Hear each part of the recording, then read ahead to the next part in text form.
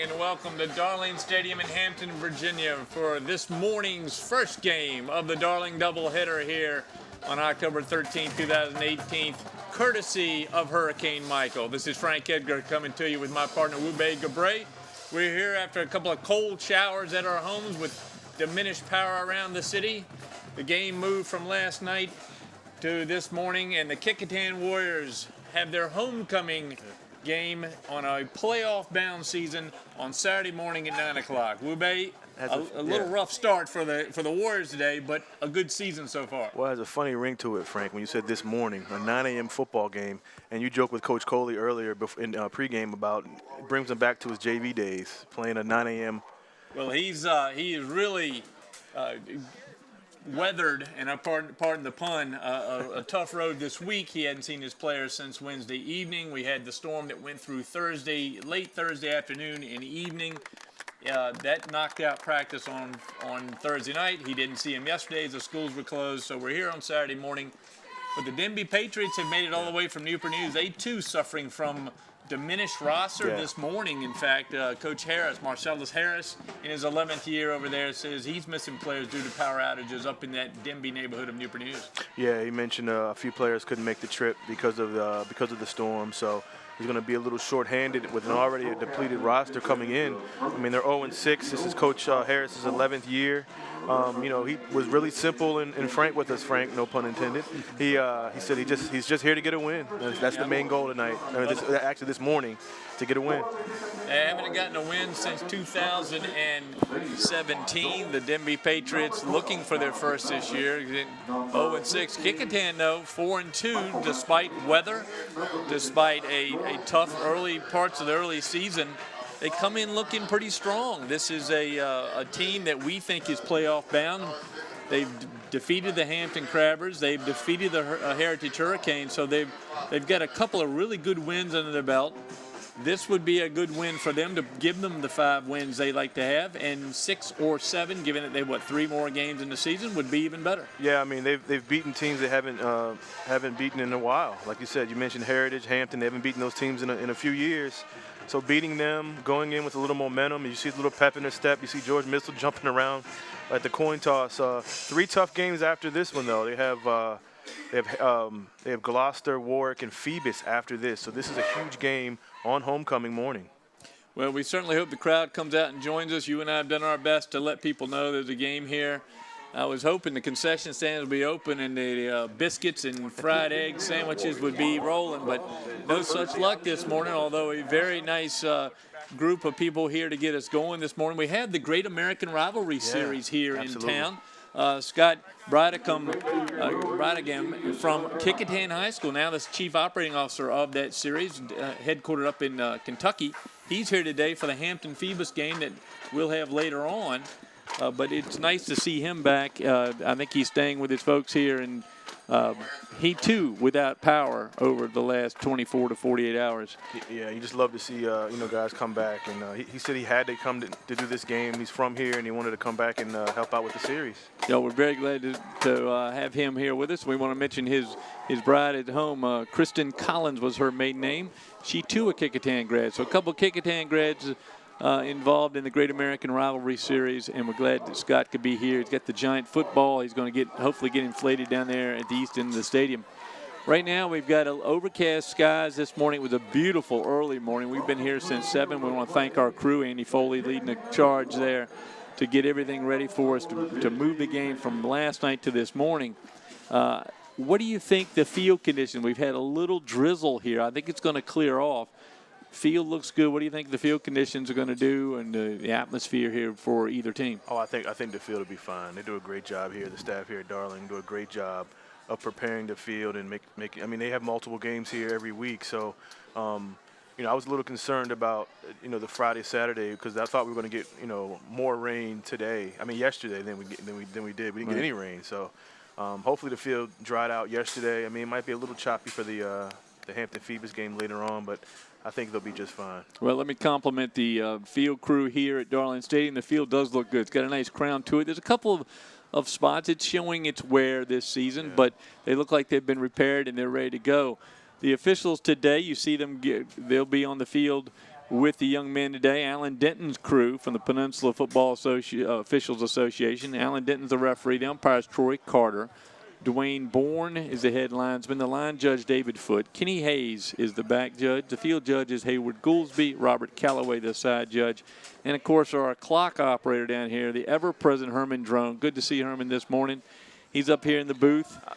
Got himself, a hot cup of coffee and about 4 donuts down there. He's ready to go. And Herman says if anybody wants to bring donuts to him, then he would be happy to sample them. He thought there was going to be a made-to-order omelet station here. I think we all were hoping there was a made-to-order omelet station here. Kecoughtan takes the field now against the Denbigh Patriots. Denbigh in white, Kecoughtan in their home green. The crowd has come in nicely for a Saturday morning start. I think for Kecoughtan, this is a big game. They love to get that 5th win. A 5th win last season would have given them a playoff spot. This season it may take 6, but they're going to have some more chances for that. So the 5th is a big game, and here they go. Kicking off for Kecoughtan, number 17 out there. That's James May. May's going to kick it off. It's going to be that's Kaheem Scott. Scott with the catch around the 20. Had a few blockers. Persinger's got him. Persinger's got him at the 25 with a little extra, as Persinger does. Throw him down. Nate Persinger, very aggressive young man and a good piece of this Kecoughtan Warrior program for a couple of years now. In the 4-2 Warriors, 4-1 in district, taking on the Denbigh Patriots 0-5 in district. Here come the Patriots now, led by the quarterback this morning, Josiah Hughes, 6 foot, 160-pound junior, wearing number 8. We'll try to identify these guys as we go. Coach Marcellus Harris spent a few minutes with us this morning, and we thank him for that. Yeah, we appreciate Harris. He's a busy man, Frank. He head coach, counselor at the school, and also a council member of the Newport News, City of Newport News, as Hughes in the shotgun. It's a handoff. That's number 23, Ja'Shawn Taylor Rump, the 5'6" junior. And that's big number 72 for Kecoughtan on the tackle. Jalen White, who we got to speak to Jalen this morning, and Jalen looks us in the eye. He's a tall young man. I'm going to say 6'4". He's 6'4", 285, Frank. Yep.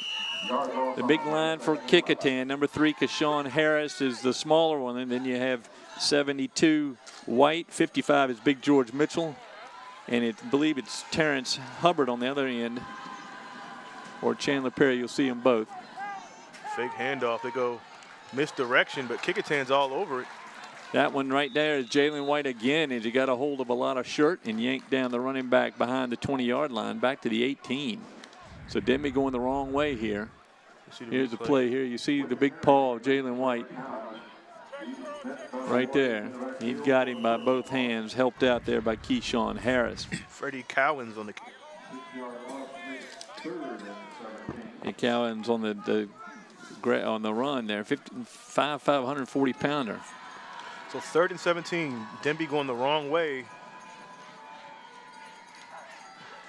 Hughes back to pass, decent pocket. It's going to throw it. It's going to be incomplete, right well over the receiver's head. It's intended for Kaheem Scott. It's going to be a flag. Very late flag thrown by the back judge up to the 27-yard line.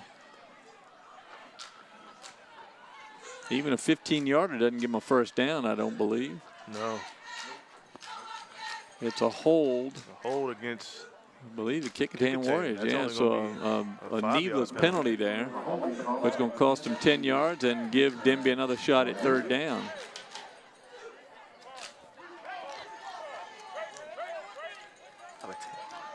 The ball comes up to the 27-yard line.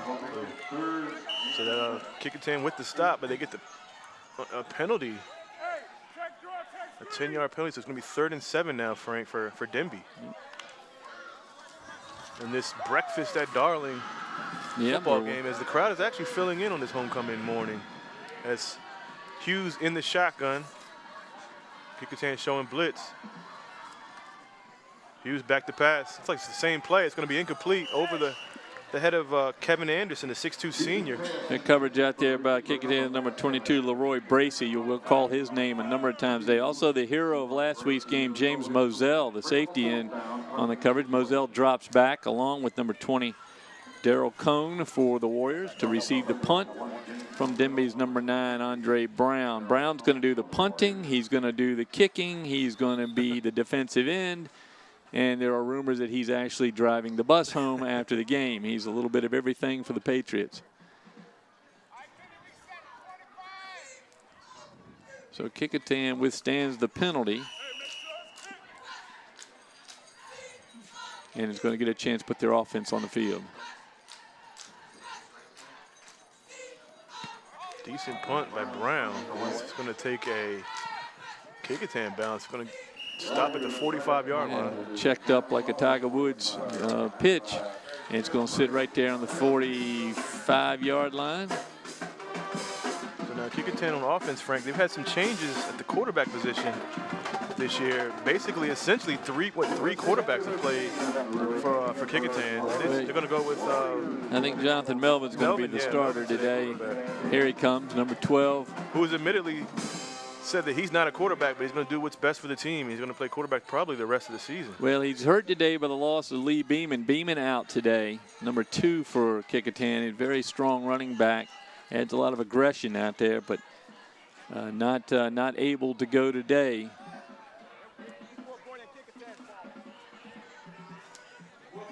So you see Melvin in the shotgun. Got Adam Hatcher behind him. Cone in motion, goes to Hatcher. Hatcher just basically picks up where he left off last week. You know, nice tackle out there by now wearing number 40, De'Avion Thompson.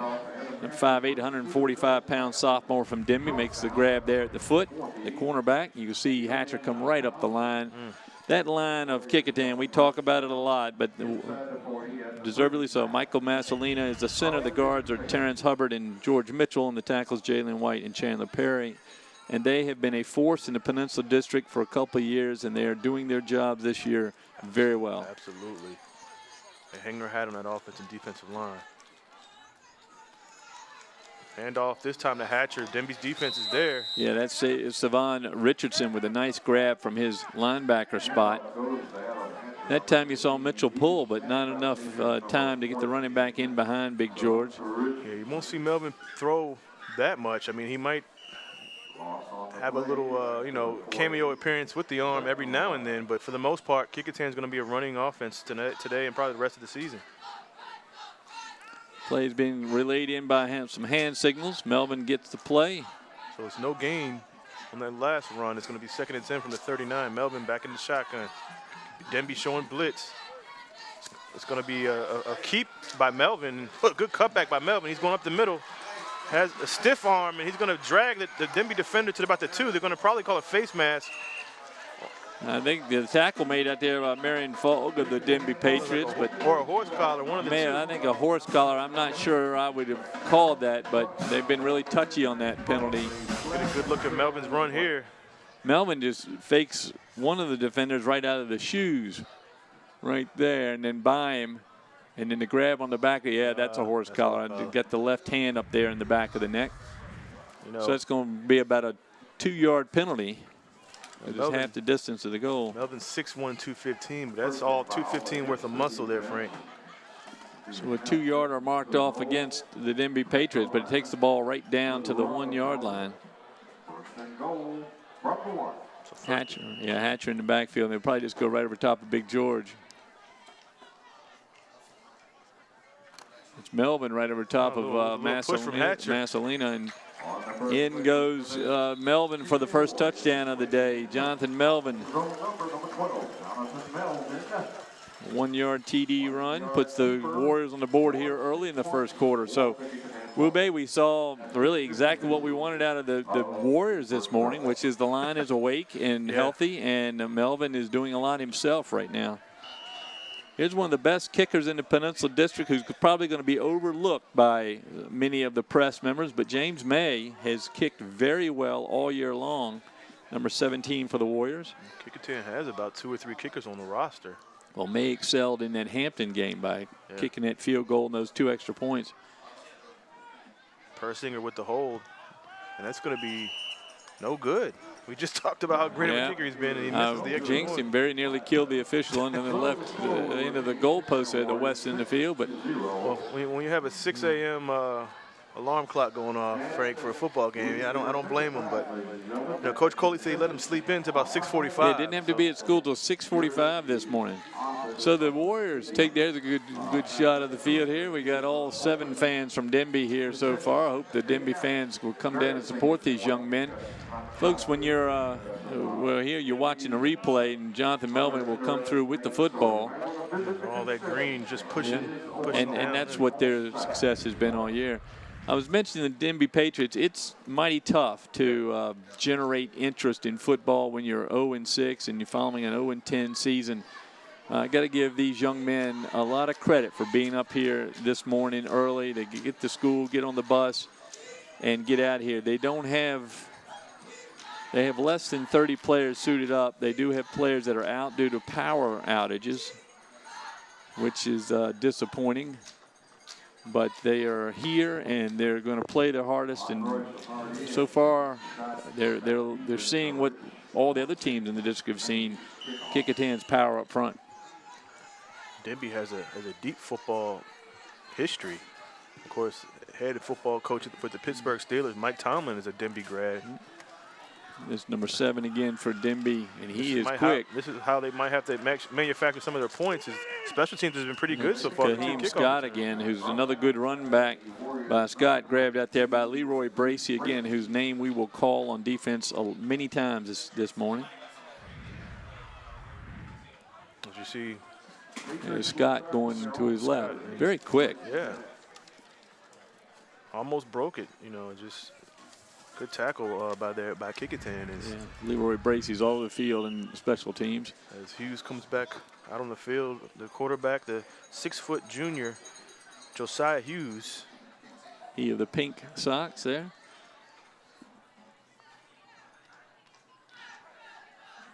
Another pass is going to be complete, almost dropped, and that's going to be our man Scott, who just had the kickoff return. Yeah, he's quick. Ball took a while to get out there, and he bobbled it a little bit on the reception, but he did make the catch. It's a 6-yard pickup, almost 7-yard pickup for the Patriots. So good play call on first down, Frank. Now we got to do something to stay away from that middle, the heart and the strength of the Kecoughtan defense. So 2nd and 3 from the 37. Hughes. Handoff, running room. Oh, good run by Denbigh. He does a flip, and that's going to be number 23. That's Taylor Rump with a nice run going outside. 5'6", 145-pounder. So far, the 2'5", 145 guys are giving Kecoughtan the fits. As you see, this good great block there. Run, and that's Andre Brown. As you said it, Frank, the Mr. Everything for Denbigh with a great block. Well, Nashawn Moses, good block out there from his offensive tackle spot, number 64. So Moses and Brown with good blocks to free up Rump. That's a first down as they get right at midfield. Hughes again in shotgun. Another pass. He's going to fake the pass and run. Has a few blockers, and he gets about, 5 yards on that. Yeah, he slipped at the feet out there of, looks like number 5 for Kecoughtan, Brandon Rowland. Excuse me, number 3. It was Kashawn Harris out there. Maybe Rowland and Harris, but slips down. Kecoughtan's going to keep an eye out for him. Big George and Jalen White coming off for the Warriors. Andre Brown is going to be 2nd and 3 after that 7-yard run by Hughes. Hughes again in the shotgun. Another handoff. Good hit. Now Jonathan Melvin had him and let him slip up right underneath him. You got to go low on those running backs. Joshua Lee also on that. So a little offense here by the Denbigh Patriots in their second possession. So it's a loss of a yard, Frank. It's going to be 3rd and 4. Looks like the Kecoughtan principal making his way in this morning. Very much involved in athletics over there on Woodland Road. Very good to see him here. Hughes back to pass. It's going to be complete. Great catch. Is that Scott? It's Kevin Anderson made a catch. Number 5. And he's close to a first down. I think they're going to spot it. He might be a little short. Let's see how the shy. They say he's short by a yard. I think he lost a yard on the spot, but Oh, man. It's going to be 4th and 1, and Why Coach not? Harris is going to go ahead and go for it.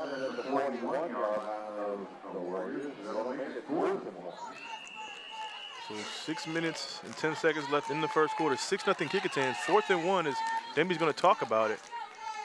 As you know, Hughes so far looks pretty impressive on the quarterback position here. Well, they haven't been able to get to him yet. We're still early in the game, but the defensive line hadn't gotten to him yet. And he's been able to have a little time to throw. You know, you wonder, Frank, what the motivation is for these kids. 0-6, you know, they 17-game losing streak. You know, you see players in Newport News go to Woodside and Heritage, and you wonder how these kids stay motivated. It's good to see that they still fight, they still play. You know, you have to, when the lights come on, you have to play and prove that you can win. And Denbigh so far, halfway through the first quarter, is at least trying to move the ball down the field. It is tough, and in a morning like today, we had a little drizzle. Obviously, after the storm went through Thursday night, the temperature dropped due to the cold front that followed it. So we're in the low 60s here this morning. A lot of jackets and sweaters. It is football weather. Absent that little bit of drizzle, it's still dry. It's drying up, and hopefully the sun will come out today. Yesterday was beautiful. It was. Great day.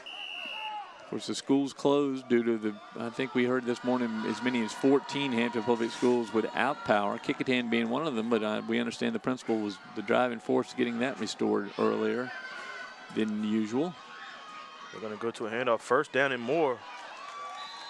Well, the one thing we're learning about these Denbigh Patriots as we watch Freddie Cowens come across 5'5", 140 is it doesn't take a lot to bring them down, but you actually have to get your hands on them. I mean, look at this. Very quick. Right, some of the side 5'6", 5'5", not much height or weight, but they scampy, you know, little scrappy, backs, yeah.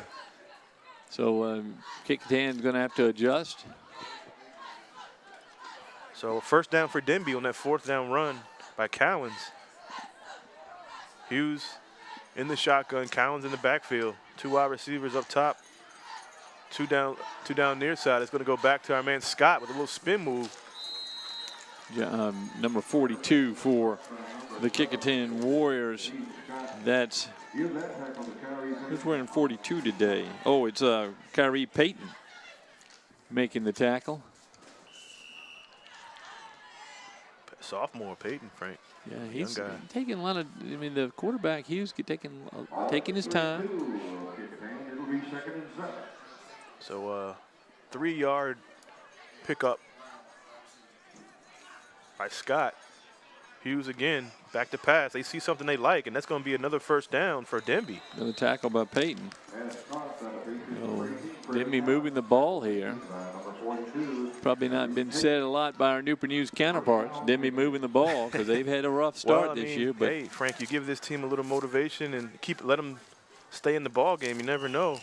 Denbigh this year has scored 52 points, which is more than 3 times how many points they scored last year. So they've improved their offense. Scored 33 in one game and lost 34-33 to Gloucester. Gloucester, yeah. So 1st down and 10 from the 24. Rump is hitting the backfield. He's going to gain maybe a yard on that one. Yeah, they ricocheted off Big George. Actually, he's going to lose a yard. George put it like hitting a wall right there. Big George, guy. number 55. One of our favorites. Saw he and Chandler Perry out this morning as they were getting mentally ready to play. So loss of 2, 2nd and 12 from the 26. Good offensive possession so far for Denbigh. Hughes looking over far side. He has trips far side. He's going to look that way. He's going to go up the middle. It's going to be incomplete. Oh, it's going to be intercepted. Great play. It's Moselle, James Moselle, the hero from last week. A great interception. Daz Newsome-like. Beautiful interception out there, and Kecoughtan stops the drive with the interception, brings the ball back up to about the 25-yard line. Great play. Not a bad throw, just a little. He's a little bit overthrown The this receiver, morning. just a short receiver, didn't have a chance. Moselle with a great play. Moselle, who had to run back last week to defeat Heritage at the very end of the game, has given his offense the ball at their own 25. I said Daz Newsome like, Frank, if you can remember 2 years ago, that one-handed interception he had against Phoebus. So great play by Moselle as Melvin back to work on offense. He keeps with a cutback, and he gets easily 5 or 6 yards on that run. I sense that Jonathan Melvin's thinking if he can get just through the first hit, that he's not going to be able to be stopped for another 10 yards, and he's showing us his athleticism today. Persinger is out wide. He plays tight end. We're hoping they'll throw to Nate today, and not much. I don't think there's going to be much throwing today. Well, they haven't had to throw very much this season. Goes to Cone, sophomore running back, and he's going to go outside. Good pickup by Cone, and that could be a penalty. That's a penalty, hit in the face. They call it a face mask or a hit to the head with the hand. Official's going to come out and give Alan Denton the report. Here's the play here right at the end. Cone, who's very quick.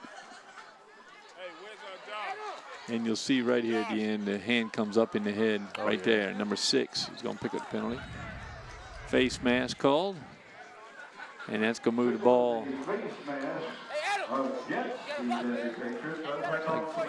5 yards down. So 2 downs. They almost have gotten to their own 50-yard line, or to the 50-yard line. So with the penalty, it's going to be at the 48 for Melvin and company on offense. You see Cone goes in motion. Melvin's actually going to throw to Cone. Far side has some blockers up, and he gets a good pickup after the catch. So we do see a pass, not to Persinger, Frank, but to Cone. Well, what you see is that left-handed throw of Melvin as he throws it, just whips it down the line to Daryl Cone. That's a good play in the book for Alonzo Coley. Could have been a good look at head coach Alonzo Coley. You joked with him, Frank. You said the pressure's on. Won't you get a home playoff game so we can put you on? That's right. The pressure. We want you to get us a home playoff game. And they can very well do so. They can win a couple games here in the regular season. First things first, 6-0 lead against Denbigh as Melvin goes to Hatcher. Hatcher following up behind George Mitchell. George Mitchell said, come on and follow me. He had a nice hole. Tackled by number 34 as Jaden Stokes, a 6-foot defensive end. Yeah, George Mitchell doesn't look like he can move as fast as he really does, but he can lead the charge downfield. Mitchell, one of those seniors, what, a 3-year starter on the team. Well, he's been one of our favorites to watch over his career at Kecoughtan High. High snap, Melvin to pass. It's complete. He played great block out there by Persinger. Persinger laid out his man, the cornerback. Thompson, I believe, was the one that got caught with the block. It was a good, clean hit, and it allowed Kecoughtan's receiver to move all the way down the field. Christian Cole, Frank. Haven't heard much of him this year. But again, that left-handed whip down the line like that. Good hard throw from Melvin. Good speed on the outside. So first and goal from the 5. Kecoughtan moving again. You know, give Nate Persinger the credit for that, because that was a terrific block.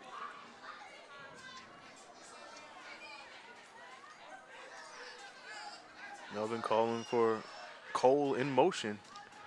It's going to go to Hatcher. Hatcher up the middle, eludes 2 defenders and gets in the end zone. Touchdown Kecoughtan. Yeah, man, he had dragged Kaheem Scott in, but Scott couldn't slow him down. And the Warriors on the board for a second time here in the first quarter. They lead at 12-0. James May, who we jinxed last time, we won't do it again. He's going to kick, though, out of the hold of Nate Persinger. Still a good kicker, but we don't want to jinx. We don't want to jinx. Because he has played very well this year. It's, again, a little chilly this morning, and the field's got a little dampness due to that sprinkle. High snap, Persinger with a good hold. And it's going to be a flag. Yeah, the flag's thrown by the umpire that time in the back of the defense. Let's see what they call.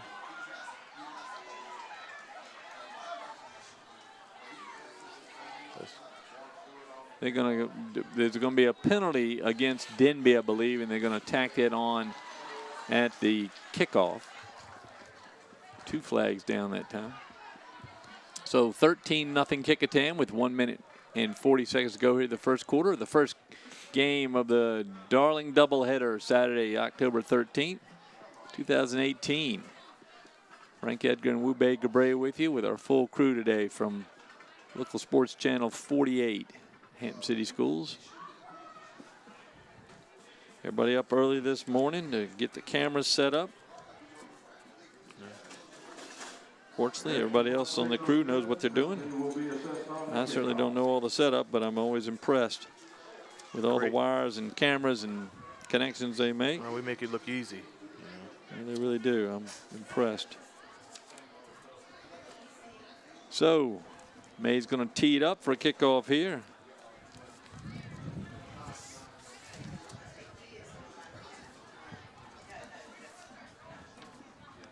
Then comes in again. They with a win here gives them 5 wins against 1 loss in district, and they've played and defeated the Crabbers and they defeated the Hurricane.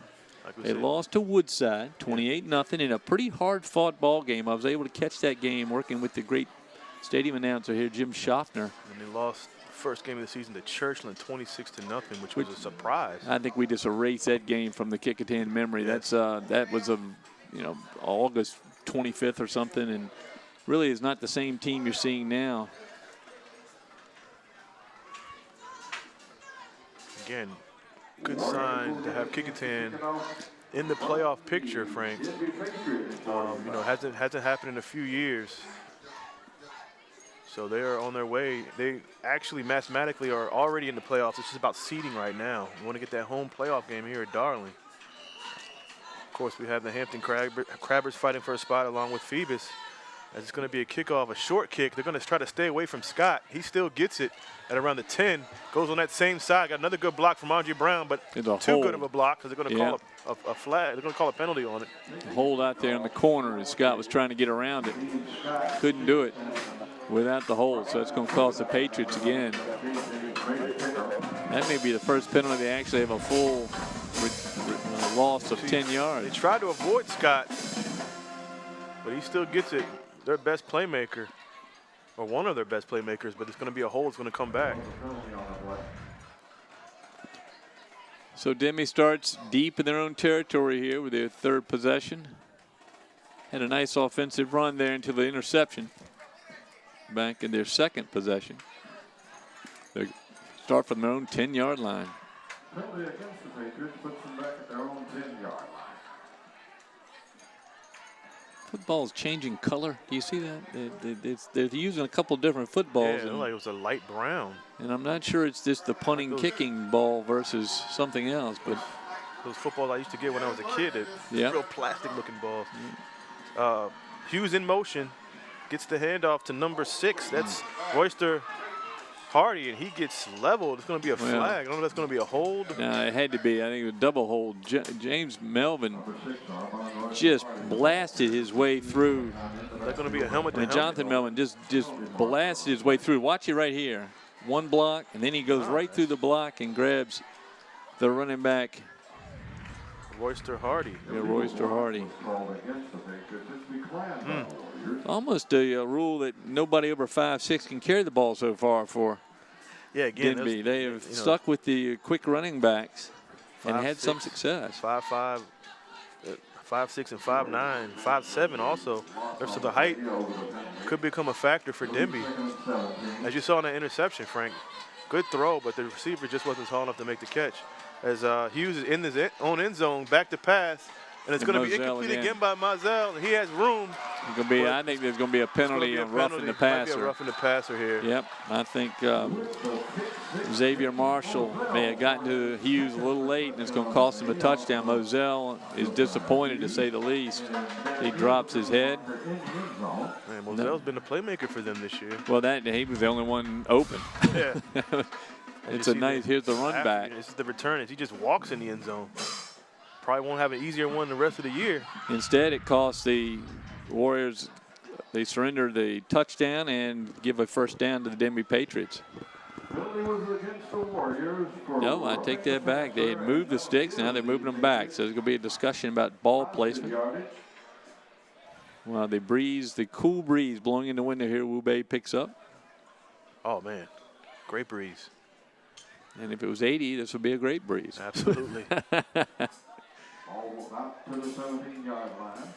Yeah, we're still waiting on the ball position and down situation here as the officials discuss that. So ball's going to be placed on the 17, and they are going to give the first down, as we thought. Huge penalty. And the first down is being signaled for the Patriots. So Moselle's going to have to try to get another touchdown on a different play. So 1st and 10 for Denbigh at the 17. 13-0 Kecoughtan. 1:04 left in the first quarter. As now the officials are going to discuss something. I think the down situation, but we'll see.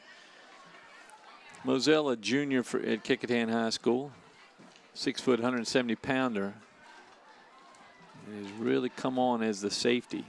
You know, we talk about a lot of the guys that Kecoughtan loses, but they bring a wealth of kids back next year. And a good success this year will really increase that. Absolutely. Another good run by number 23. Taylor Rump. Yep, Taylor Rump, 5'6", 145. The junior. Picks a couple against that big Kecoughtan line. Like you said, Frank, doesn't take much to bring him down, but he's a little scrappy back. He finds those little holes at 5'6". If he can just accelerate through it, he can get a good pickup. 25 players suited up for Denbigh, as I was just counting. That means that whether it's taking a toll on their lineup today. So 2nd and 8 after the 2-yard pickup by Taylor Rump. Oh, he gets it. That time he hit the wall. George Mitchell is a fumble. Yeah, George Mitchell in the middle of that. Also want to credit Keyshawn Harris for being in the pile. The two of them formed a wall that the running back had no chance of getting through. Coming off the bottom of the pile was Keyshawn Harris, number 3. That play will conclude the first quarter. And at the quarter, the ball is going to be switched down toward the east end of the field here. Kecoughtan leads this one after 13-0 over the Denbigh Patriots. Wu Bei, we've seen exactly what we thought we were going to see, which is the Warriors' size advantage come into play on both the offensive and particularly on the defensive end. Well, that's going to be their MO the rest of the year, Frank. And that's actually, to be honest, been their MO the whole year. Yeah. So, I mean, you know, they moved Melvin to quarterback. They wanted to put the ball in their best player's hands. You know, he actually threw 2 passes today, which surprised me. But, you know, with Melvin and that experienced offensive line, the playmakers on the outside, and then you said the defense with Moselle with the interception, and those linebackers playing absolutely well. Well, and we've seen Adam Hatcher. I mean, just compare the size of the running back. Adam Hatcher is 6 foot, 185 pounds. Lee Beeman, who's out today, 6 foot, 195. I mean, their running backs are good sized ones at Kecoughtan, and I think it's made Melvin a difference. Is 6'1", 215, all muscle there. Yep, and Melvin's quite the athlete. Is, you know, overall athlete, can play most anywhere. He's listed as a linebacker, running back, and quarterback. Doing the quarterback duties today for the Warriors. So 3rd and 10, Frank, from the 18 for Denbigh.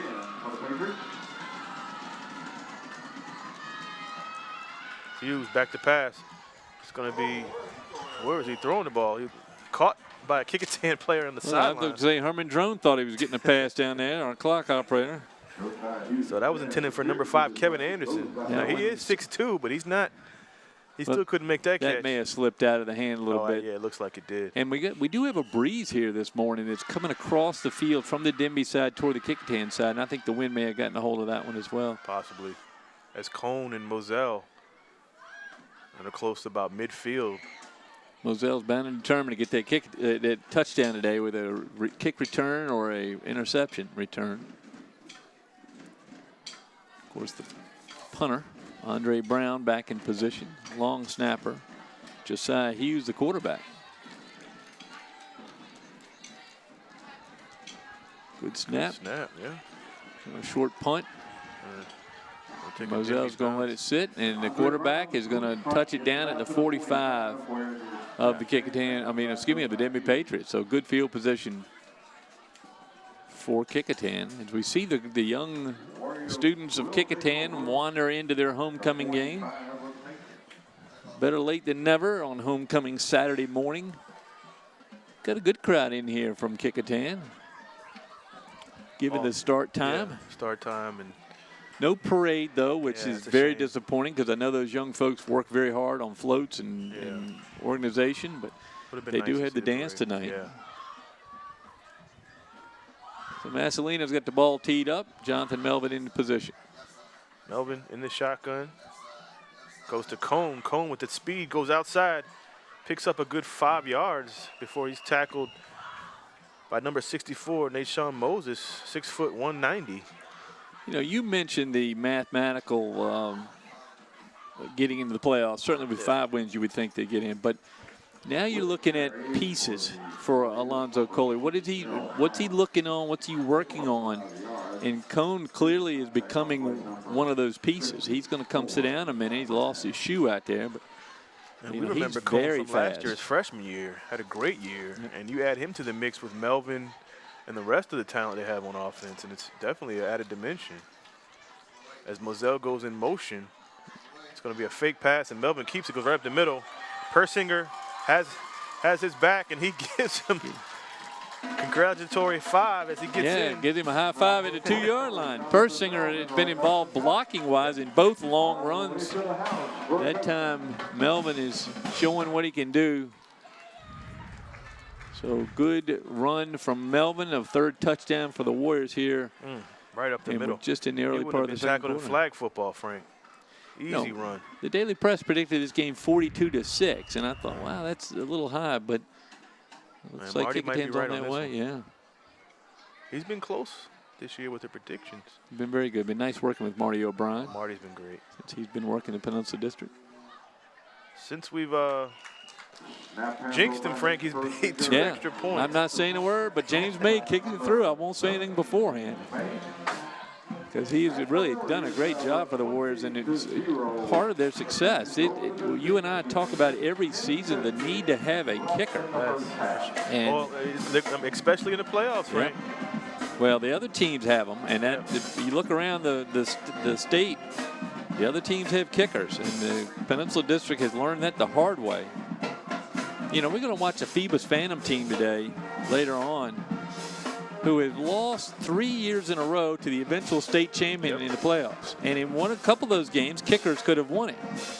We've seen Hampton Phoebus matchups where kickers could have won it. So Kecoughtan has gotten that message. Alonzo Coley, of course, a former assistant coach at Phoebus High School. Did a great job. He knows that. A few championships. Well, he was there, you know, not only coaching I think he lost 1 game in 7 years as a JV coach. Yeah.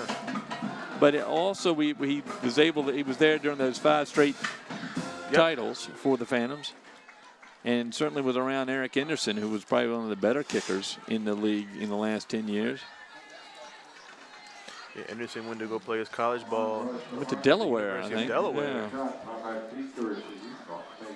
So James made a kickoff here.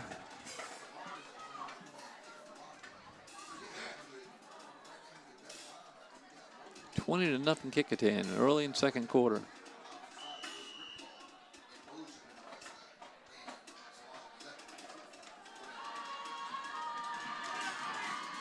Nice high kick. It's going to be Scott once again. That time he's got Kecoughtan's Keshawn Harris right on his backside and drags him down. So Hughes takes over there. Yeah, we just think that in order for Denbigh to get back in, it's going to have to be maybe special teams or just one big break. One big break, yeah. And then again, they had the drive inside. They're in the red zone. And Mosell made a heck of a play to stop that. So it's going to be 1st and 10 at the 26, Frank, for Denbigh. As they've shown some flashes, Frank, on offense. New quarterback for Denbigh. Number 12. Satai Higgs. Satai Higgs, 5'7", 145-pound quarterback. So Hughes going to give way to Higgs to see if he can get this offense going. He picks up a yard on the handoff.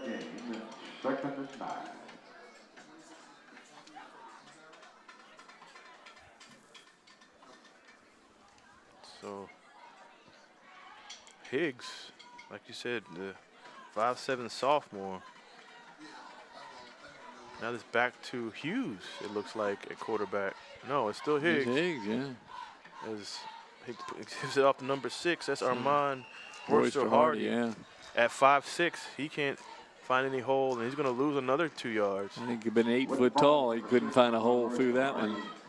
As that's Big George and Jalen White over there on the far side. White and the odd man out of that big group is Keyshawn Harris, who steps up from his linebacker spot and starts on the line. You see out there 56, Chandler Perry. 3 is Harris. 55 is Mitchell. And Jonathan Melvin's in, giving Jalen White a little break. So he's on that right end. Legal procedure, Frank. We'll kick it on Denbigh. Yeah, they're going to decline the penalty, so take the down from Denbigh. Freddie Cowan's in the backfield now with Higgs. So 3rd and 12 for Higgs and the Patriots. Higgs back to pass. He's pressured. He's going to pull it out and run it. Not much running, and good hit. Chandler Perry wipes him out there at the 30. Good run by the quick sophomore, but not enough for the first down. I would think we see the punter here. Yeah. You see Higgs looking down the field. He's pressured. Melvin got in there, and watch Perry close and make a great tackle. Here's Andre Brown, who's put down whatever else he was doing on the sideline to come out and punt. Oh, he was making the omelets, Frank. He just put down his spatula and everything, his cheese and He's ham. And hard worker. And it'll be time called by Kecoughtan. Is they're going to talk over. Maybe we may see Coach Coley trying a few different things today. He's got the 20-0 lead. Team seems in control of the game. I don't want to jinx him on that, but he certainly wants to look ahead. He's got, what'd you say, Warwick next week, Gloucester the following week, and then they end with Phoebus. Is that right? I think they played Gloucester. It was a makeup game. So okay. They play them at the end of the year. Terrence Hubbard, birthday today, I'm told. Number 54, the Kecoughtan Warriors have a big happy birthday today from your family, sir. You know, we joke about Andre Brown, but just doing whatever it takes for his team to win. Correct, and he's a sophomore. Sophomore, yep. 6 foot 185. As we said, he plays defensive end, kicker, punter. I give him all the credit in the world. Well, you got the quarterback. The starting quarterback is the long snapper. He's in again. Decent snap. Kecoughtan with a little pressure, and this Short time the punt. wind got it. I'm not sure the wind got that one. I don't know if it went. Trying to give him the benefit of the doubt. That was, I don't think the punt picked up a first down. Well, when things go bad, things go bad. Nope, they're going to get the ball right there at the 35-yard line. So Kecoughtan with great field position after the bad punt. Yeah, when your punt doesn't get a first down, you're in trouble. No, yeah, you are. And again, folks, we admire these young men getting out here. It's a little lopsided today. Marcellus Harris, I know, has worked very hard to get these guys ready and trying to get that win. You get caught in that streak. And it's very disappointing, and I know it's hard to get up in the morning and get out here when you got that kind of record, but they're going to keep playing here. Melvin in the shotgun. 1st and 10 from the 35 goes to Hatcher. Yeah. And Brown almost makes the tackle, but Hatcher slips it, and he's a slippery young man. Yeah, he just keeps going, and you see the legs churn and picks up the first down. You see Hatcher here. See Brown had a chance. Well, Hatcher's added some strength. We saw him early in the year because he got a lot of runs early when they were short quarterbacks, and they had Antonio Davis, who was a young man. He was a sophomore playing quarterback and did a great job to get them off to a good start this season. Now with Melvin back there. The fake, and he's going to keep right up the middle. He slammed down. Good tackle. Yeah, that's number 34 for the Patriots. That's Jaden Stokes. Yeah, Stokes, 6 foot, 205 pounder. You know, Frank, let me just say something real quick. Everybody's probably going to wonder, why are you doing Kecoughtan versus Denbigh? But people have to understand, we had a production meeting at the beginning of the season with Director Andy Foley, and we tried to get all of our Hampton schools enough airtime. And before the season, this is one of the games that we thought we could profile Kecoughtan at their homecoming against a team that we don't normally broadcast. Yep, and we did want to show the Denbigh Patriots, and we'd love to show you every game. A good tackle out there by 64. Try to get, at least, 3 games for each school. Yep. Not always possible. Deshaun Moses. Yeah, we do, and we did talk about this game, and it was a Friday night homecoming game, and I think we both agreed that we want to show what we thought was going to. We loved the line, and we thought they'd have a good season, but we've been very pleased with how it's developed. I've been able to get up here and see a few games we don't broadcast. And again, we showing teams we don't normally see. We're going to see Woodside later in the year. We showed the Lake Taylor Phoebus game. Yep. So we're just trying our best to show a little bit of a different variety of teams. And, 20-0 here, Frank, in the second quarter. Kecoughtan is threatening again to score. Well, we'd like to see, I know we'd like to show a heritage game, and this year was certainly the Warwick game, but we weren't able to get those on the schedule. We do hope to be able to bring you all the playoff games. We see the crowd coming in.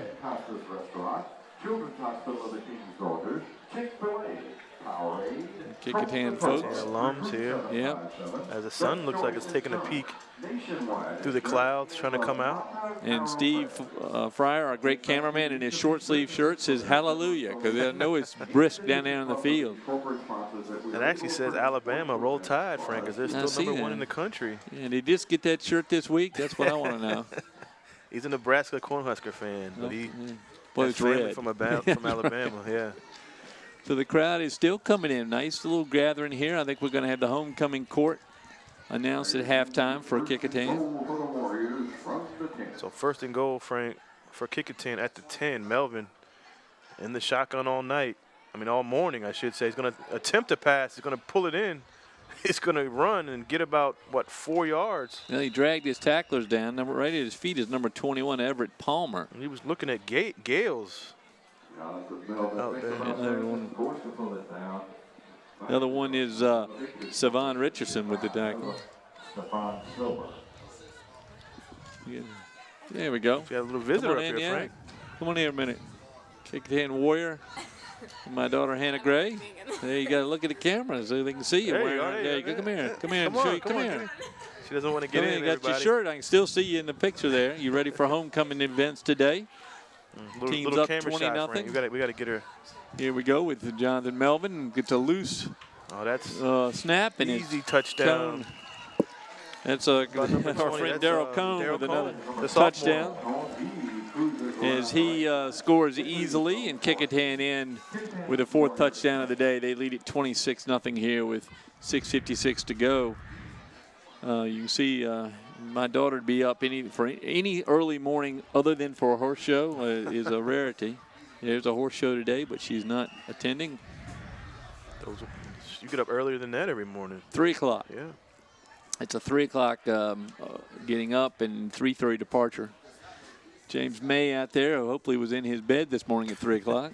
He's kicking his 4th extra point attempt.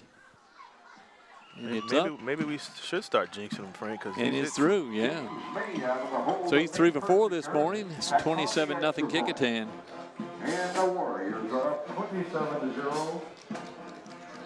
Well, the nice thing we're seeing this morning from Kecoughtan, which we haven't seen a lot of, and really in the past few years, is this school spirit they bring. Kecoughtan, for the last couple of years, has always brought the largest group of students to the game.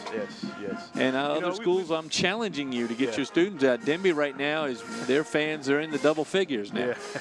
sadly. But we've seen a good number of fans. I mean, I was really impressed with the Hampton-Bethel crowd.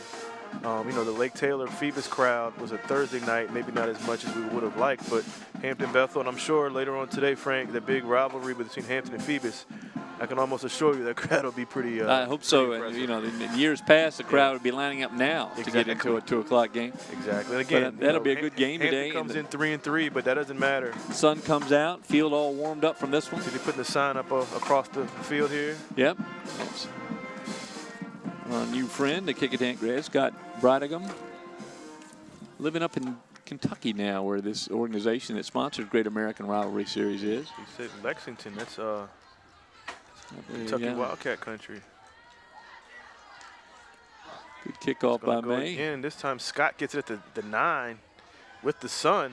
Maybe the Sun's going to help him. He's going to go outside, and it's going to be a flag again on the kickoff. And so I think the flag on the block over here, which, again, probably unnecessary, given the location of it. It's a hold against Denbigh, so they're having a bad morning, and it keeps getting worse with penalties. Yeah. As the Patriots going to move back behind their 20-yard line. So another tough starting position for Higgs. Higgs, the sophomore quarterback, probably getting a second series here.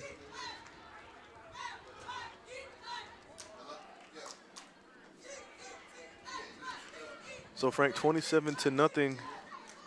6 minutes before half. As Denbigh, they're going to stick with Higgs, Frank. Higgs, and then Cowan's behind him, the running back, as they get the play in. Hughes over there, the starter. He's over there next to the coach. Okay, so he's not giving some injury signals or anything. No, I think he's just taking a look at another quarterback. Higgs fakes the handoff, and he's going to keep and go outside. Has a block, goes about, what, 11 yards? Yeah, he got around Bracey, which you don't say that often, and scooted up. Looks to be, did he step out of bounds? No, they got him. They put the ball. He did. He stepped out of bounds about the 21-yard line, so he picked up 6. Okay. I guess Bracey didn't get behind Bracey. He stepped out of bounds. Bracey get around forced Bracey. him out of bounds. 5 yards, 2nd and 5. So pick up a 5, 2nd and 5 from the 21. Higgs in the shotgun, gets the snap, handoff to Cowens. Cowens can't get out of the grasp of our man, George Mitchell. No, but it was a good block out there by Royster Hardy. The running back just couldn't get to the hole created, and then by that time, Big George came in and smothered it. Warrior tacklers and push back. You know, Big George, if he keeps playing like this, by third quarter, he's going to be looking for the omelet station here at Darling Stadium. We certainly want to encourage our fellow friends at the city of Hampton to start sponsoring these 9 o'clock games with a little more food. Absolutely. It's going to be a quick strike to number 6, Armand Royster Hardy, and he gets past midfield, and it's going to be a late hit for I don't understand. It's silly. It's Moselle hold on to him, but that's going to be another 15 yards tacked onto that run. Yeah, that's Kecoughtan's Kyrie Payton, I think, that just hung on too long, and that's going to cost the Warriors another 15. So again, getting that quick strike to their speed guy, and he goes down the field. Good makeup by Moselle, and that's unnecessary there. Exactly, unnecessary roughness. Yeah. That's going to cost them 15 So not a smart yards. play there by Kecoughtan. Is they tack 15 yards onto that great play from Higgs. Well, with providing a spark for Denbigh. A 27-0 lead, and that is going to infuriate For sure. Coach Coley. Absolutely. Coley is always so quiet with us and calm and everything, but I imagine play like that that will be discussed. Let's just say that with the offenders. You never keep a team like Denbigh 0-6. Never keep them. If you want to shut them out, just keep shutting them out. Don't let them have the opportunity to come back. As Higgs goes back to, looks like that's going to be, is that Cowens? I couldn't see. And he got swallowed up by Big George. And at the bottom there, maybe is that Harris at the bottom? We're looking now. No, it's number 62 for Kecoughtan. That's Joshua Lee. Lee's one of those guys that can fill almost any line spot. I've noticed they've used him when one of them has a shoe come off or something. You'll see Joshua Lee hustle in. Lee, a 6 foot, 260-pound senior, and he's able to cover almost every spot, both offensive and defensive line.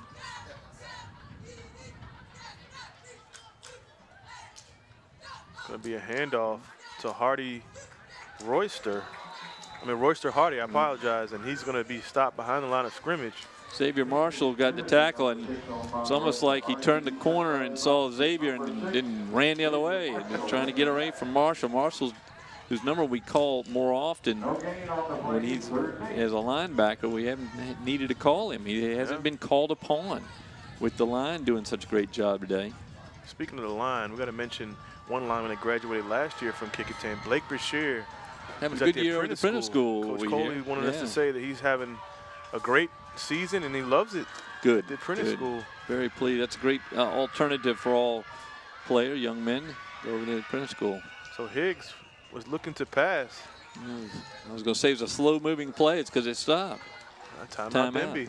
Marcellus Harris wants to get a better shot at it here. He's got a 3rd down and 8, and he's inside the 30-yard line of the Kecoughtan Warriors. You know, talking to him, he seemed, like you said, Coach Coley seemed calm and quiet. I got the same picture from Coach Harris, just laid back, and again, he just said, we're just trying to get our first win. You know, it might not come today with a 27-point deficit, but, you know, they had a shot to get their first win against Gloucester, and then they have they have Bethel next week at Bethel's homecoming next Saturday. So, you know, Denbigh, I guess they just have to keep fighting to get that first win. Well, they do. You just got to keep coming out and playing. And be honest, for the vast majority of young men that play high school football, the benefits of playing are not going on to college to play. Right.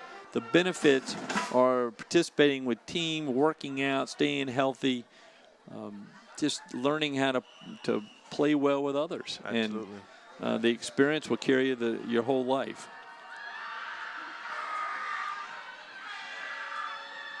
Higgs back to throw. He's pressured. He has an opportunity to get a first down, but Rowland closes in and makes the tackle at around the 25-yard line. Yeah, they got off to a good start there. The block there was Savon Richardson, who made a really nice effort to get his quarterback open. You see Richardson with the sleeve. Nice block there on Peyton. See Rowland coming in. But great looking linebacker at the juniors. They're going to go for it here on 4th and 4 from the 29. Rowland and Hatcher both closed quickly.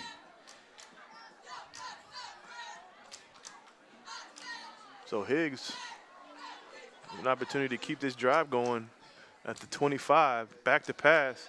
It's going to be incomplete. Looked like right in the hands of the receiver, number 3, Fabian Harris. He had room on that outside too, Frank. If he would have caught the ball, maybe thought about running before he caught it, and it's going to be turnover on downs, Kecoughtan ball. And it kind of came through the trees too. The pass was low, and I may have come out of behind an opposing team hard helmet. To see. Yeah, maybe saw it too late. So 1st and 10 from the 25 for the Warriors. Jonathan Melvin will lead his team back on.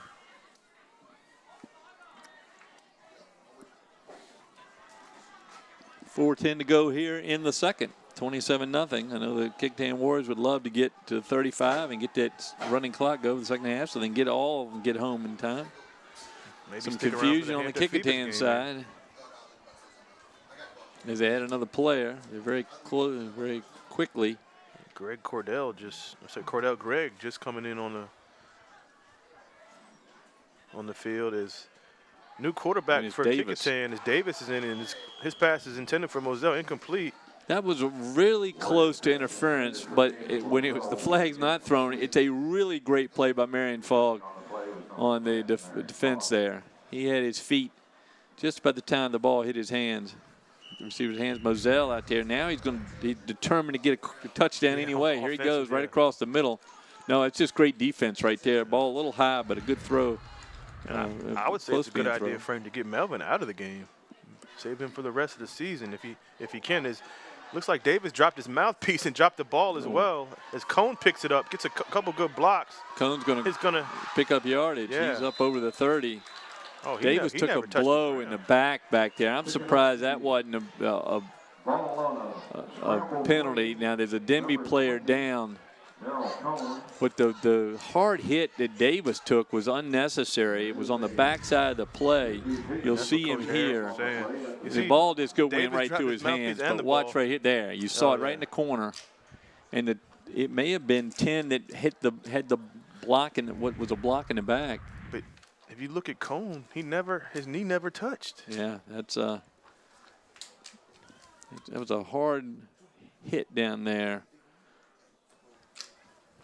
Davis took it in the back, and I think is that Fogg that's down, number 10, the linebacker. But there was a collision by the play. Maybe we run that again. If we could, we have it taken from a camera up top to see if we can see it, because that young man he's expressing a lot of signs of pain. Unfortunately, everything seems to be moving okay, but they're going to call out a couple of people to come out and check. The trainers are both going to go out. As you see, Coach Harris Here's the play here. You see watch behind. Watch Davis take a blow right in the back. Boom. Oh, right here. Oh, that's Fogg. That's Fogg. Yeah, and Moselle put the block on him. It looked like a clean hit. And Cone never touched. Yeah. That's a tight play. Well, hopefully Fogg is okay. He's holding his helmet or the face mask. And the trainer's up now, both of them working with Fogg. This is Marion Fogg, 6'1", 165-pound sophomore linebacker.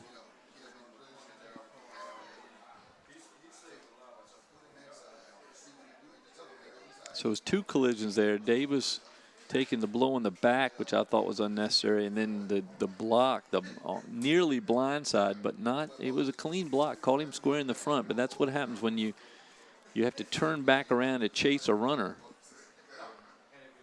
Fogg had made great inroads into the backfield. Davis, it was just weird. His mouthpiece fell out, then the ball right behind it. So he wasn't ready. He wasn't ready for that at all. Or he called for it and wasn't ready. But Massolino with a good snap, because it almost hit him in the face mask. You just hope Fogg's okay. Yep, you sure do.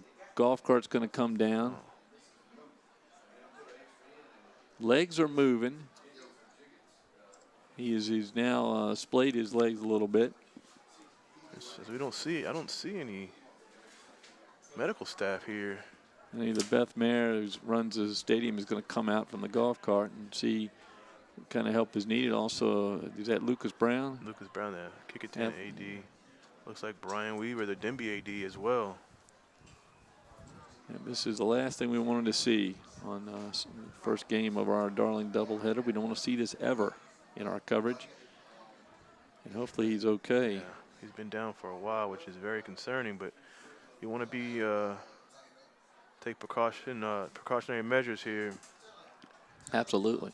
You see Steve Fryer on the field, as always, doing a great job. Taking a shot of the Michael Price also here on the field, as we have Alex Bagoli and Nathaniel Braxton. Randy Bagoli. Randy Bagoli is in the truck down there, keeping Andy straight. Yeah. Andy Foley. Oh, Renee Camden does that. Oh, Nate Camden. Yeah. There's Michael Price. They all, and Krista Campbell doing our great replay. Your nephew isn't here today. He's at a wedding. What's that about? Not sure. Saw him loitering the other day in front of the Mercury studio. Did you? He and Steve Fryer out in the parking lot. Oh, he's up. Fogg is up now, which is a good sign. So it may have rattled him some. Yeah, that might have been. Well, I don't want to have that happen to anybody. Better than what I was really fearing, but he's up, sitting up. Both trainers still working with him. We wanted to note that the Great American Rivalry Series now sponsored by Valvoline, which apparently is expanding its presence in the area and on a retail level. Have a store opening up in Riverdale, Frank. As you see Fogg Yeah, walking on his own power, which is a great sign. Great sign. Coach Harris wanted a penalty on that. We talked about maybe it was very close to being called a penalty, which should have been called a penalty, but no flag. It's going to be 3rd and 4 for Kecoughtan on the 31. As Fogg, one of their best defensive players, walks off. Yeah, those kind of hits happen when you have a play like that where the snap gets away. Everybody goes back deep in the backfield. Cone, meanwhile, picks up 6 yards on the play. As Davis stays in, despite the shot he took in the back.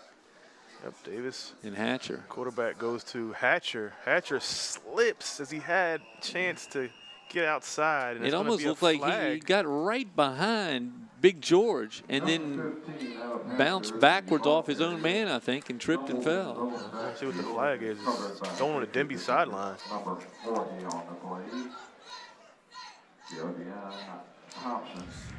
Sideline warning against Denbigh.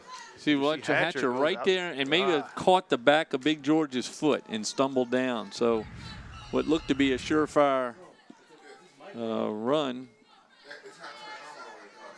first down run, is going to turn into a 4th down now, and Kecoughtan's going to go for it on 4th down, deep in their own territory. All right, Davis in at quarterback.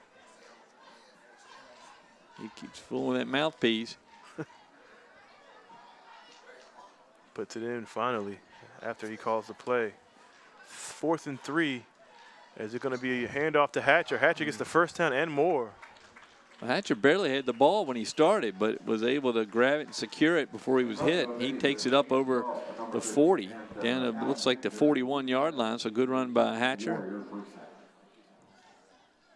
So with Lee Beeman out, Hatcher and Cone carrying the ball mostly for the Warriors. Melvin's had a couple good runs when he was in at quarterback. Davis more of a passer. Yes, he can run too. Just maybe up the middle. As you see him in shotgun, a lot of these teams are more of the shotgun as it goes back to Hatcher. Hatcher following Persinger on that offensive line, and it's going to be another flag. Cordell Gregg also out in front there. He's got some playing time. See Coley switching some of his line in and out. Couple flags dropped that time. Face mask against Denbigh. 3rd face mask. So a 3rd face mask on the Denbigh Patriots for the morning. And that's going to move the ball down a lot. Marcellus Harris out. Very upset now on that play. And timeout taken by Coach Harris. So some confusion here after the injury.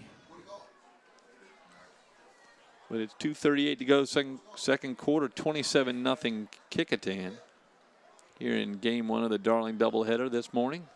Kecoughtan on the move here in this, like you said, the first game of 2 at Darling.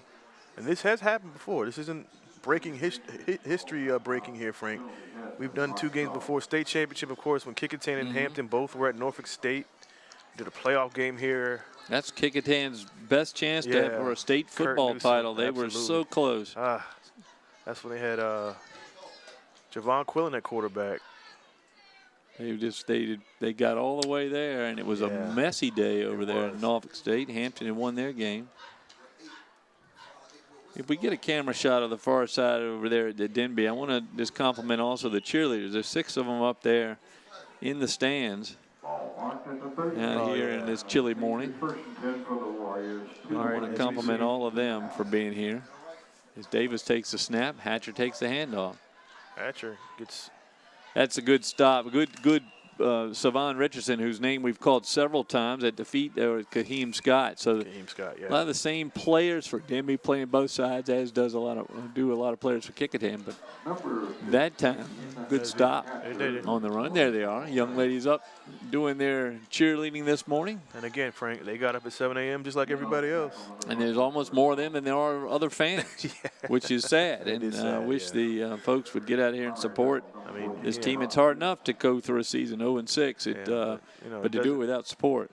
Yeah, but what you do when you're 0-6 is what matters, and these kids are still battling. So you got to still support them. And that's what's going to stay with them, is what they do. So there's some confusion. Another 5-yard penalty, it looks like, marked off against Denbigh.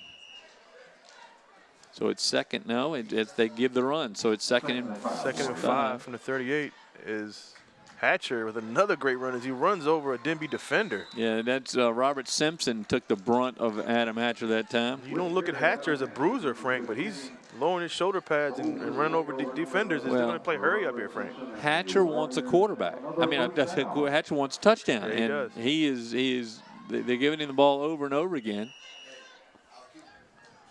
So 2 minutes and 10 seconds left. Kecoughtan looking for another strike. Hatcher again up the middle. Right behind Cordell Gregg. And he's still going. He's still going. He's now out of bounds. They whistled it earlier.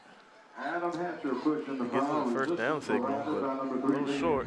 Coach Coley inspiring his team to say, keep going. We're going to let the clock run while you guys get set up. You know, we could see in the second half some players that don't normally play, which would be a great thing for us as well. And for Kecoughtan to get ready for the playoffs. Davis, again, putting that mouthpiece in. Goes back to Hatcher. This time he goes, oh, actually, fumble on the play. Yeah, he threw the ball. He pulled it out, and as he pulled it out, he threw it right out of the hands of Hatcher. And Andre Brown with the fumble recovery, Frank, for Denbigh. Yeah, Denbigh stops the drive on the fumble. I think Davis pulled it out, and it slipped out of his hands as he was pulling it out, and it flew right into the arms of the Denbigh player. So 1st and 10 for Denbigh with 1:26 to go here in the second quarter. They're just trying to get to the locker room. Down 27-0, but they got the stop they wanted. Big George Mitchell's going to come out. They have to make sure Denbigh, for Denbigh's case, can't turn it over. So Ty Higgs back at quarterback. Oh, good run by Rump. Yep, he's Rump showing his ability to find the hole. That time Jashawn brings the ball up over the 20-yard line. And off goes number 23 to St. Taylor Rump. Good run. Making the stop. Xavier Marshall, number 6, with an assist by number 4. 6-yard pickup, yeah. Short back. They just see the hole, slip through the offensive line. And he got a 6-yard gain out of it. Goes back to Rump, but he cuts it outside. Good block by number 5, Kevin Anderson. Is he going to get a first down? Yep, and he got lost behind the pile. And Kecoughtan defenders got tied up on the left side of the offensive line and didn't really see the back coming to him, and he slipped out over the right. Picked up the first down. 5'6", 145. You can hide in a lot of places. Yeah, he did a good job because nobody saw him until they got to the linebackers and the cornerback. So Higgs still at quarterback. He's going to go back to pass. He's going to go deep. He's got Anderson. Connects with Anderson.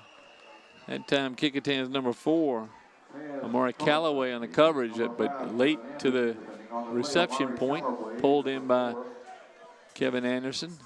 He's a senior, 6'2", 150-pounder. Good throw by Higgs. Great throw by Higgs. Drops it right in the hands of his receiver. You see how he looks off the defender.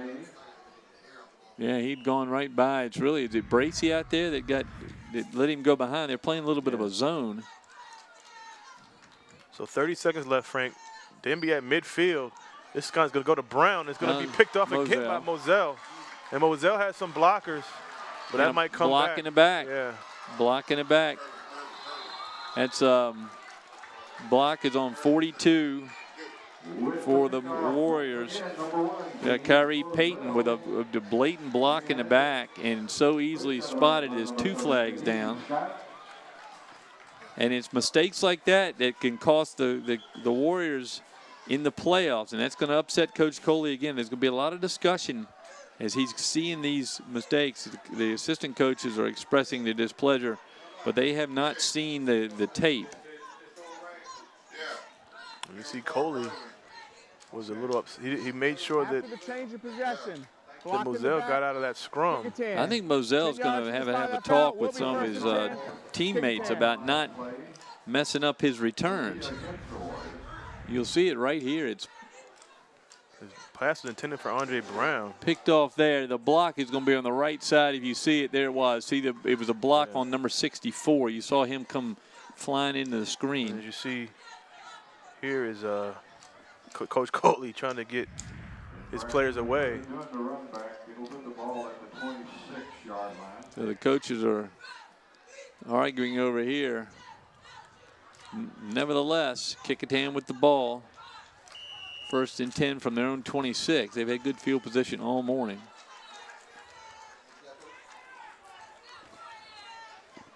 So it looks like Kecoughtan is going to do the right thing and just let it. Yeah, take a knee. Take a knee here. Official steps in and reminds them what they can and can't do, and that's going to do it. Taking the snap, then taking the knee, number 8. Well, that's going to do it for the first half here. Darling doubleheader game number 1. Kecoughtan Warriors going to lead it 27-0 as they go in the locker room. Stay with us. We'll be back in a few minutes, and we'll show you a few of the highlights.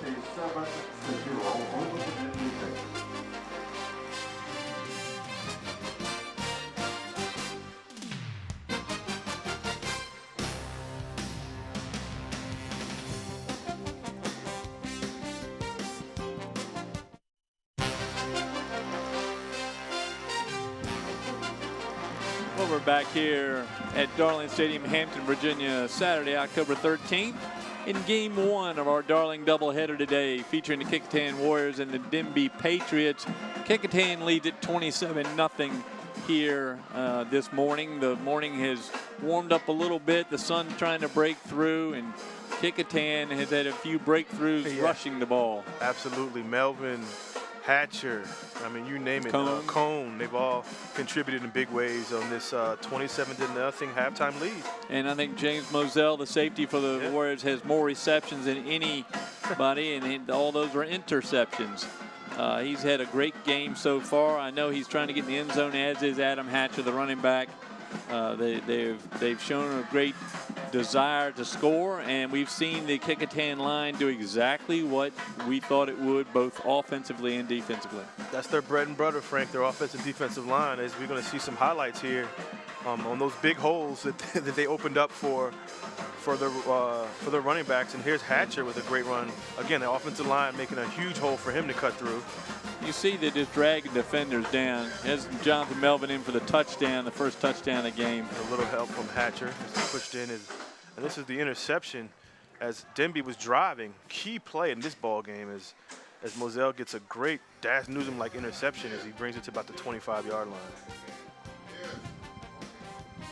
Then you see Hatcher running back Hatcher right up the middle. He's in for his score of the morning. I know he wants another one. He's running the ball hard up the middle. Here's Melvin. And Persinger is just, it's like a track meet here. It's trying to figure out who's going to win first. Nate Persinger giving his teammate a high five before he crossed the goal line.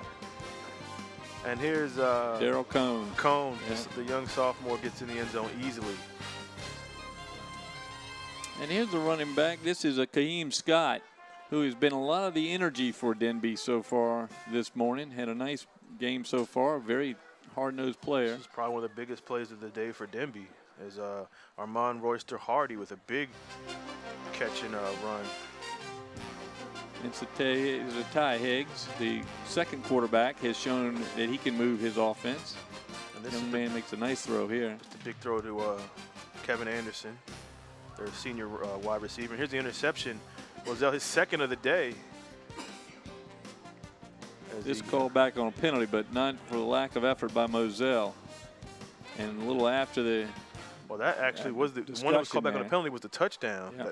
So he has 3 unofficially to the count. So terrific game by Moselle. He continues to play well this season. And the Kecoughtan Warriors look like they're on their way to a win here, although they've got a second half of football. The line, I think, has just been too much for Denbigh so far. The big 5 up front offensively, Massolina, Mitchell, Perry. Who's the other ones that we don't want to leave anybody out? Terrence Hubbard has played well. And Jalen White on the offensive side. Defensively, Hubbard, Mitchell, Perry, Keyshawn Harris. They have played extremely well. So We believe that Kecoughtan with that line, I think they can go a game 2, 3 in the playoffs, something like that. Just depending on how the offense can get some scores. You know, that's the one thing they're not very deep at some positions. Melvin playing quarterback because that's where they need him. Yeah, I mean, he's taking one for the team, so to speak. You know, playing quarterback, his natural position is the running back position. He plays a lot of linebacker too on defense, but they're just plugging him in at quarterback and just letting him do his thing on the cornerback position. So the teams get ready to go. About a minute to go on the clock. We've got to catch up with former Bethel baseball coach and, of course, Kecoughtan, I believe, grad. If not, Kecoughtan grad. Yeah, he Brett actually Wheeler coached at Kecoughtan as well. Down here, he's a teacher. My daughter teaches Success 101. Oh, tell her I feel sorry for her. Yeah, we tell her right there. She's figuring out what's going on here great guy. at Kecoughtan High School. She's getting her start there, and Coach Wheeler has been a good teacher so far. Great coach as well. Yeah. Mentored a lot of young men. Took Bethel to the state semifinals a few years ago. One game away from the state championship, and he went back to Kecoughtan and had a great job. All right, here the teams come on. Having won the toss, the Warriors deferred the option to the second half. They have elected to receive So to start the if second half. Kecoughtan scores here, Frank, running clock could be a possibility. Moselle, number 20. Darrell Cohn back deep to receive.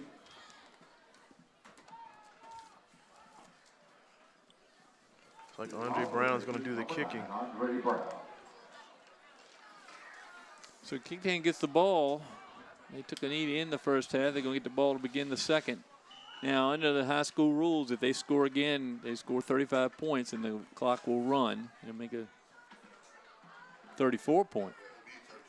34 points. That's 34. It's Persinger because of fair catch. So the Warriors get their start there about the 27-yard line. Is Nate Persinger, who was named homecoming king at halftime. Yeah, I wish he would have come out and accepted it, though. They left him in the locker room. They tried to put the crown on under the helmet, did not work. So he's going to have to accept his accolades later at the big dance tonight. Maybe he can be a king in the second half. He had some good blocks, though, Frank, in the first half. Well, he did. He led a couple of long runs for the Warriors. So Jonathan Melvin looks like he's going to come back out and quarterback here to start the third. Well, I'm sure we'll see Antonio Davis later in the half. As we will. Actually, no, Melvin's back in the second half, which... Yep, that's what I thought. We'll see him first and then probably Davis the rest of the way. I thought Davis would be in the second half, but they're going to stick with Melvin. It's going to go to Hatcher. That time, good tackle by Denbigh's number 64. Wait a minute, the ball popped. Sean Moses. I'm sorry, Melvin kept the ball. Well, they did. He tackled the wrong guy. As I fooled our camera people. Let's play that again. Fooled everybody. We've seen a couple of plays. We saw Cone be called down when he probably wasn't. And this time Melvin's going to pull it out. Keep it. Yeah, he kept it. And here he comes right in front of the camera. Directed traffic. So a good pickup by Melvin. He's feeling very confident back there this morning. You know, not to look ahead, but I would love to see when Kecoughtan takes on Phoebus, but that offensive line that Kecoughtan has brought this year's Hatcher. It's another good run as he's taken, 5 Denbigh defenders with him for a first down. Number 15, Adam Hatcher flies ahead. Close the first down yardage. Jumping on the drive, number 21, Edward Palmer. First down for Kecoughtan with Hatcher. Again, Hatcher, he's listed at, 6 foot 185, Frank, but he plays a lot bigger than that as he's only a sophomore.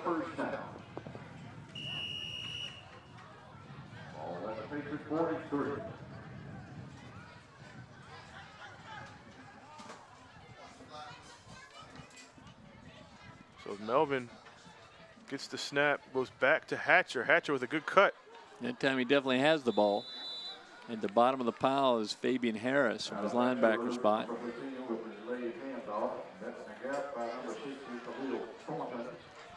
And that time getting up slowly was Savon Richardson, who's been on most every defensive play for the Denbigh Patriots. Hatcher picks up 3, and it'll be second. So 3-yard gain from Hatcher on that run. Denbigh down by one player as Marion Fogg not back in the lineup after getting hit pretty hard there in the first half. Melvin back to pass. He's going to tuck it, and he's going to get out of, wow. Well, he's going to get out of a couple tackles, and it's going to be a good gain by Melvin. First down and more as he gets inside the 20, still on his feet, and gets thrown out of bounds at around the 8-yard line. What a play by Jonathan Melvin. Unbelievable. Good block set up on the backside there to free him across the line of scrimmage and down. And he was stopped behind the line of scrimmage, and he just kept rolling. You know, trying to tackle the uniform didn't work. And Melvin takes it down. Looks like to be spotted on the 9. You see the replay here, Frank. He wanted to actually throw the ball as he's right out of the hands of number 34, Jaden Stokes. Now he looks like a running back, which is his natural position. So Melvin in the shotgun. I'm sure he's going to go to Hatcher. Yes, he does. Hatcher right up the middle. Cuts it outside. Gets close to the goal line. Yeah, he did drag, and it looks like Richardson on the bottom again. Savon Richardson making a lot of the tackles for the Patriots. Not for the ball up to the, looks like spotted on the 3. Razon Jackson, who's out today, is giving the plays to his quarterback by hand signal. So it's second and goal from the 3. Melvin under center. Very rare. He goes under center. He's going to keep. And he is in the end zone. Touchdown, Kecoughtan. He was under center and went behind center. Massolino leads him into the end zone. Touchdown, Kecoughtan, taking them up to 33 points. Let's see if they go. They're going to go for 2 to get the running clock. I'm sure.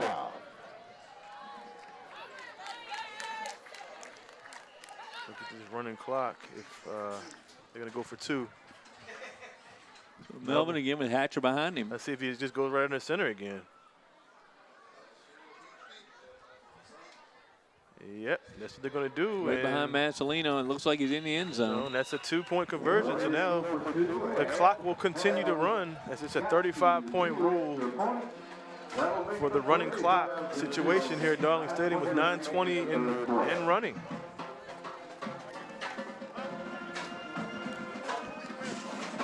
So, Frank, our first running clock of the season. It is the first game of that warrants that. But Kecoughtan's got to be very pleased. That's 5 touchdowns they've scored on the ground this morning. And that's got to give Coach Coley a great hope that the running game is improving to the point where it can be successful on the playoff level. Again, still has 3 more games to go. Things can change, but a 5th win really helps. He's got 2, which should be 2 close games. Yeah. Phoebus and they're going to have Warwick, and then Gloucester is a pretty good game as well. They've kicked up a offense now and then. But definitely Phoebus and Warwick will give Kecoughtan a run for their money in those next 2 games, which, again, that Warwick game is probably going to be for that home field advantage because both of them are around the same record. Yep, new kicker in now for Kecoughtan. So they can get a little exercise here. It's Cameron Bowen, Frank. Bowen is going to do the kicking.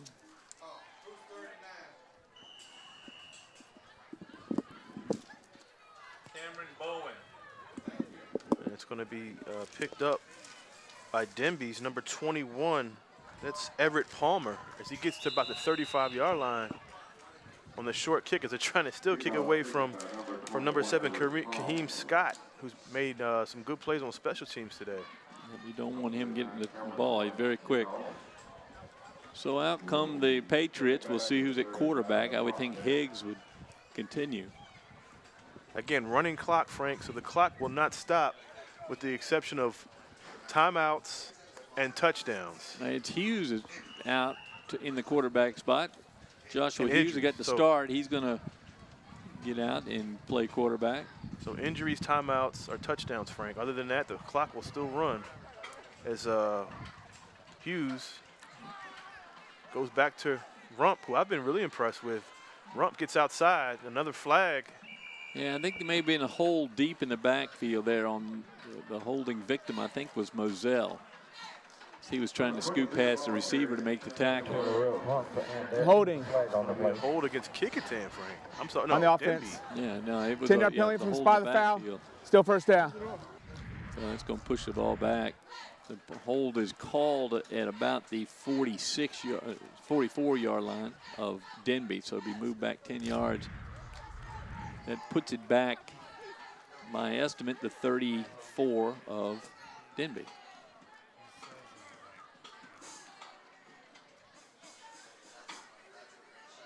So 1st and 10 and you are right, for the Patriots.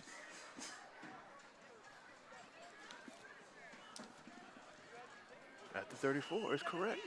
Yeah, there we go. I saw they moved the flag up. Another late Warrior coming on site there. So Hughes in the shotgun. Going to go back to pass. He's going to look at number 7. He got Adam Hatcher instead. Scott, but that's Gale. I'm sorry, you're right, Hatcher. Yeah.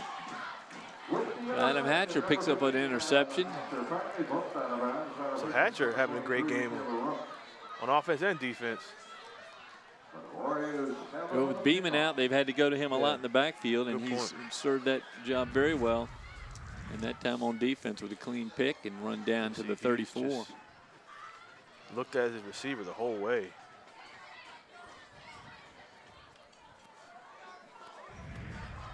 So it's 1st and 10 for Kecoughtan at the 34-yard line. As Davis in at quarterback.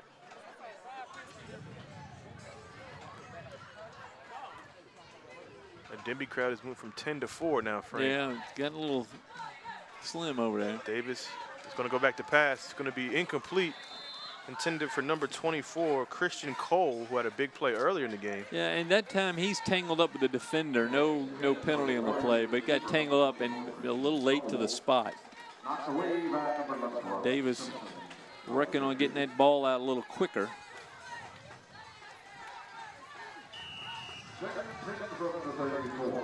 So Antonio Davis is probably going to carry the load the rest of the way. Oh, yeah.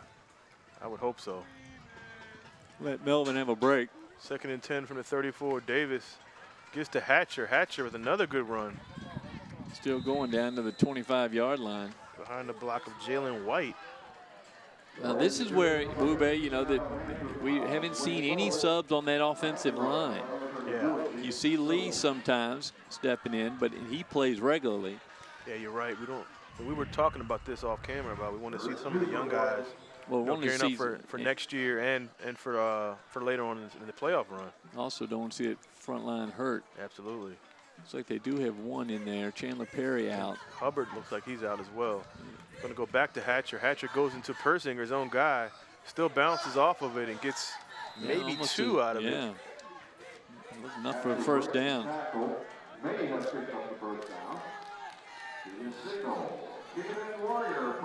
you got wearing 57 for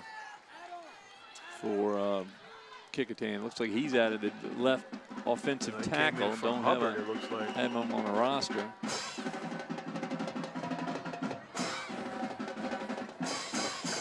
Still have Mitchell, Massolina, and White. Davis. Oh, it's a fumble. That time the running back just left without the ball. That was 25, wasn't it? Yeah, that's Jason Freeman. Freeman just decided he was going to go and leave the ball behind. And so a turnover by Kecoughtan. And again, with a Freeman who hasn't carried the ball too many times for the Warriors. Well, this is what happens, Frank, when you put in, I wouldn't want to say inexperienced guys, but guys who haven't played as much this year. Yeah, he's a sophomore. Yeah. So. Young guy getting in. You want to get that experience, though. You want to get them in game situations. As Hughes back in at quarterback for Denbigh. Yep. See Joshua Lee in the front line defensively now with Mitchell and White. Kecoughtan's second turnover, Frank. 2 fumbles. Quick handoff right into the back of Xavier Marshall for the Warriors. He's able to make the tackle.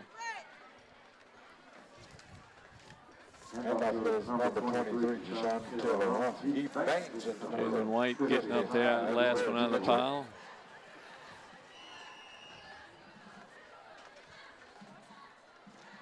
So 2nd and 9 for Denbigh with Joshua Hughes at quarterback.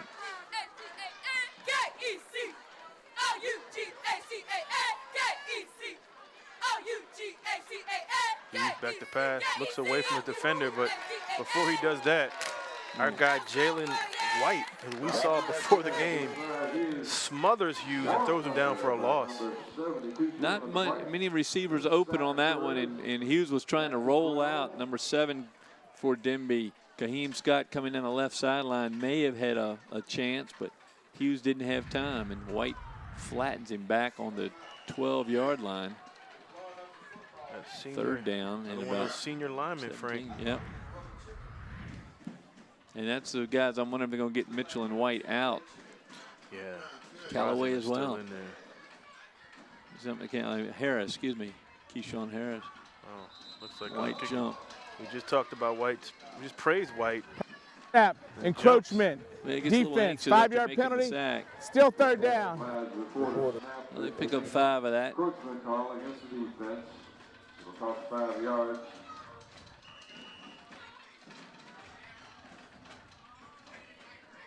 So it's going to be, what, 3rd and 13 now, Frank, from the 17. Hughes back to pass. Oh, almost had him. That was Andre Brown. He got bumped at the end. It looks, I don't know if that ball got tipped on the way out. Actually, I take that back. It's intended for number 3. That's Harris, Fabian Harris, a tight end, 6 foot, 185 senior. Here comes Andre Brown out. He is going to punt the ball for Denbigh. Like running clock, 100, 1:15 left in the 3rd. Fast moving second half of the game now that it's 35-0 Kecoughtan. Looks like Moselle is going to be deep for Kecoughtan at the 45. I don't think Brown's going to kick it that far. He hasn't so far today. Need one more player for the Patriots.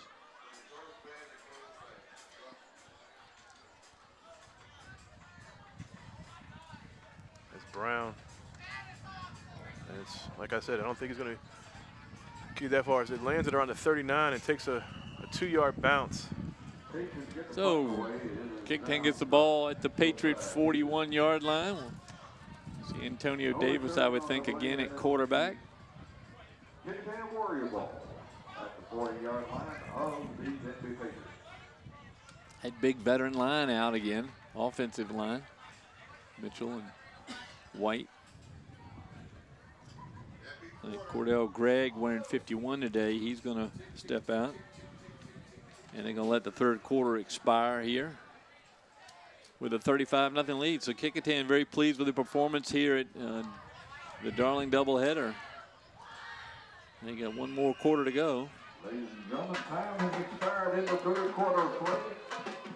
Beautiful day here. A little overcast. And the Warriors are up 35-0 over the Denbigh Patriots.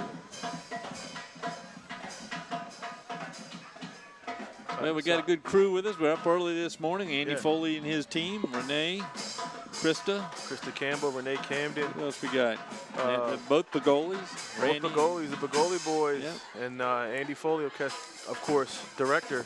I'm going to ask him if I can go home and take a nap, because since this game is rolling pretty fast, I can go home and take a nap and come back. And you say Mike Price down here? Oh, yeah, Michael Price is on the field along with Stephen Fryer. And then Daniel Braxton on the camera up top. Great crew again here providing you with this game. Well, I want to thank them for doing this. The Darling doubleheader was something we talked about yesterday with the movement of the game back from last night to this morning. I know we would have had a bigger crowd last night, but it's a pretty day to play football. Yes, for sure.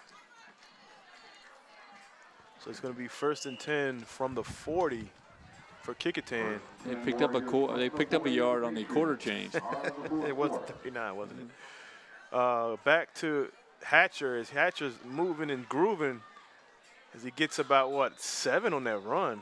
Yeah, looks like it was nothing, and then he escapes and gets 7 yards on it. Everett Palmer, And Andre Brown on the tackle. Second and about 3. Again, Hatcher, not the biggest guy in the world, but he's shifty. Well, he's showing a lot of power today. He comes out now. He's 6 foot, 185, as I said earlier, but more of a power back, Frank. Yeah, that looks like a new running back in there now for the Warriors. Is that Bracy at running back? 22? Sure is. Going to be Bracy, yeah. Bracy looking around.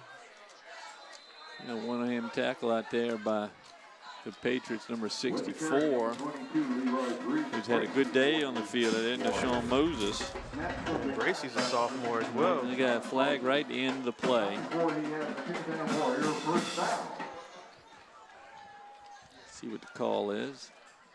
Allen didn't give us that. Oh, man, that's going to be against Denbigh. And it's a Denbigh player down. That looks like it's Ahmad Royster Hardy. Yeah, but I hope that's a cramp. Not the weather cramp. No, he's gonna stay down. Something bothering that left leg, it looks like. So while they do that, they're going to move the ball back. So Bracy, Frank, a sophomore. We talked about Hatcher, a sophomore. Great Jim Schaffner doing a fine job with his morning voice this morning here at Darling Stadium. Yeah, he was looking for the omelets as well this morning. We all were. About 8 a.m. Yeah, looked into could have enjoyed some good food here. Next year we should do this as an annual tradition, Hampton. Should have a double hitter on a Saturday and have some Saturday football. Just pick one and pick a couple of games. We don't have to start at 9. We can start at 10 and do it 2. And Herman Jones said 3. You want to play 3 on a Saturday? Yeah. How about we just play all 4 teams from Hampton on a Saturday? Yeah, you brought the right Krispy Kreme box down here. I think we keep all the staff happy. Ball's going back for Denbigh, so they've you're valuable deep into their territory now. And everybody was wondering about Drone. Well, nobody could work the clock. We were hoping he would come in. Get it started today. So see where he's pushing the button. Herman Drone is here, and he's one of the best in the business. As Davis in the shotgun, Bracy goes in motion. Davis keeps it right behind that offensive line again. Is that inside the 10, inside the 5? That's again Moses on the tackle. And Frank, maybe Kecoughtan doesn't have much depth on that line, like you said, so maybe they're going to keep the starters in. Got a few big numbers down here, but we see Chandler Perry out already, Hubbard out already, so Mitchell's going to stay in, and the center Massalina in, and White in. So 3 of the starters in on that line. Second and 1 from the 4. This time it's Bracy. He's not going to be able to get around that corner. I almost thought maybe he would have, but. Yeah. Well, Bracy again. This is only I think the second carry we've seen him carry the ball this year. Again, you get a chance to look into the future a bit in games like this. Well, the line's the key for Kecoughtan, and I know Coley will tell you. Got a timeout call. Is they're going to try to set something up here? Kecoughtan. Coley not happy with the combination we're seeing. With the running clock, give them some time. 9:24 to go in the 4th. 35-0 Kecoughtan. Hampton Phoebus to follow this afternoon. The Darling doubleheader here at Darling Stadium in Hampton. One of the most highly anticipated rivalries around. And another good afternoon game. It should be breezy, clear, probably high 60s. Football weather. And the field again in great shape. It is shown nowhere from this morning at all. There's a couple. You can see the middle part is starting to turn brown just by use. Again, 2 games a weekend here at least. Want to see how Hampton comes into that game. Mike Smith back on the sideline. They're at 3-3. 500, but again, throw all records and everything out of the window for that one. You really can. So after the timeout, 3rd and 2 from the 5 for Kecoughtan. They can get a first down. And let's see what Coach Christian Cole behind, right next to Antonio Davis, quarterback. Putting a lot of different combinations, different personnel in there for Kecoughtan late in this game as now Cole goes in motion. And Davis is going to keep, and he's going to rumble right down to the end zone. It looks like. I can't believe they didn't call it. Now they're going to call it. There you go. Touchdown, Antonio Davis. And that's going to take the score up to 41-0. And Marty will get his 42 for Kecoughtan. I think it was 42-6 was his prediction. He sure did. Well, they're going to go. Well, no, they're going to kick. This is Kecoughtan number 3, Patrick Hughes. So this is the 3rd kicker we've seen today for Kecoughtan. Out of the hold of Persinger, the homecoming king.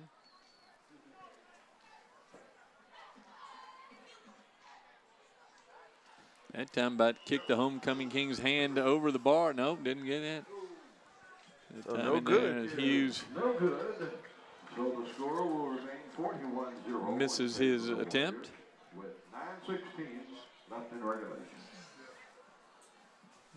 Again, that kicking, it looks so routine, but it's not, as we've seen. And Hughes comes off disappointed, but that's how it works. So 41-0 Kecoughtan Warriors over the Denbigh Patriots here at Darling Stadium.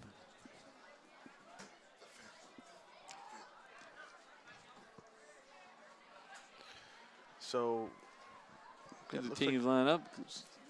Kecoughtan now, I think, can turn their gaze on the next 3 regular season games, and in particular next week's against Warwick, which has been really become a highly anticipated matchup. It's going to be a Thursday night game, and it's going to be again a big game for both teams as they look forward to this Class 5 playoff run. I'm going to say hello to our friend Matt Hatfield out there. Matt now with that great show 757 at 6 on ESPN Radio. And then, of course, doing his radio show this morning with Coach Ed Young. And here's the kickoff by Bowen down to the 17-yard line. Picked up by Everett Palmer. Palmer again with the... Palmer gives it up almost to the 30. Kicking away. They're still kicking away from Scott. They learned their lesson about Kaheem Scott. Nearly broke a couple. So it looks like they're going to go back to Hughes at quarterback. Very impressed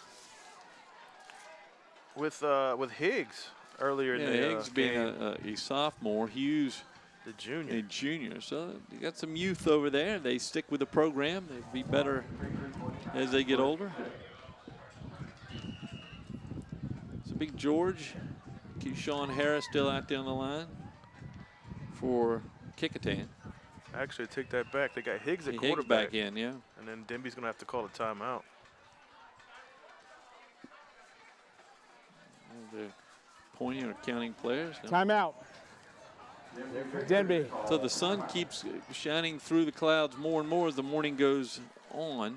Hopefully that means a sunny afternoon here at Darling Stadium.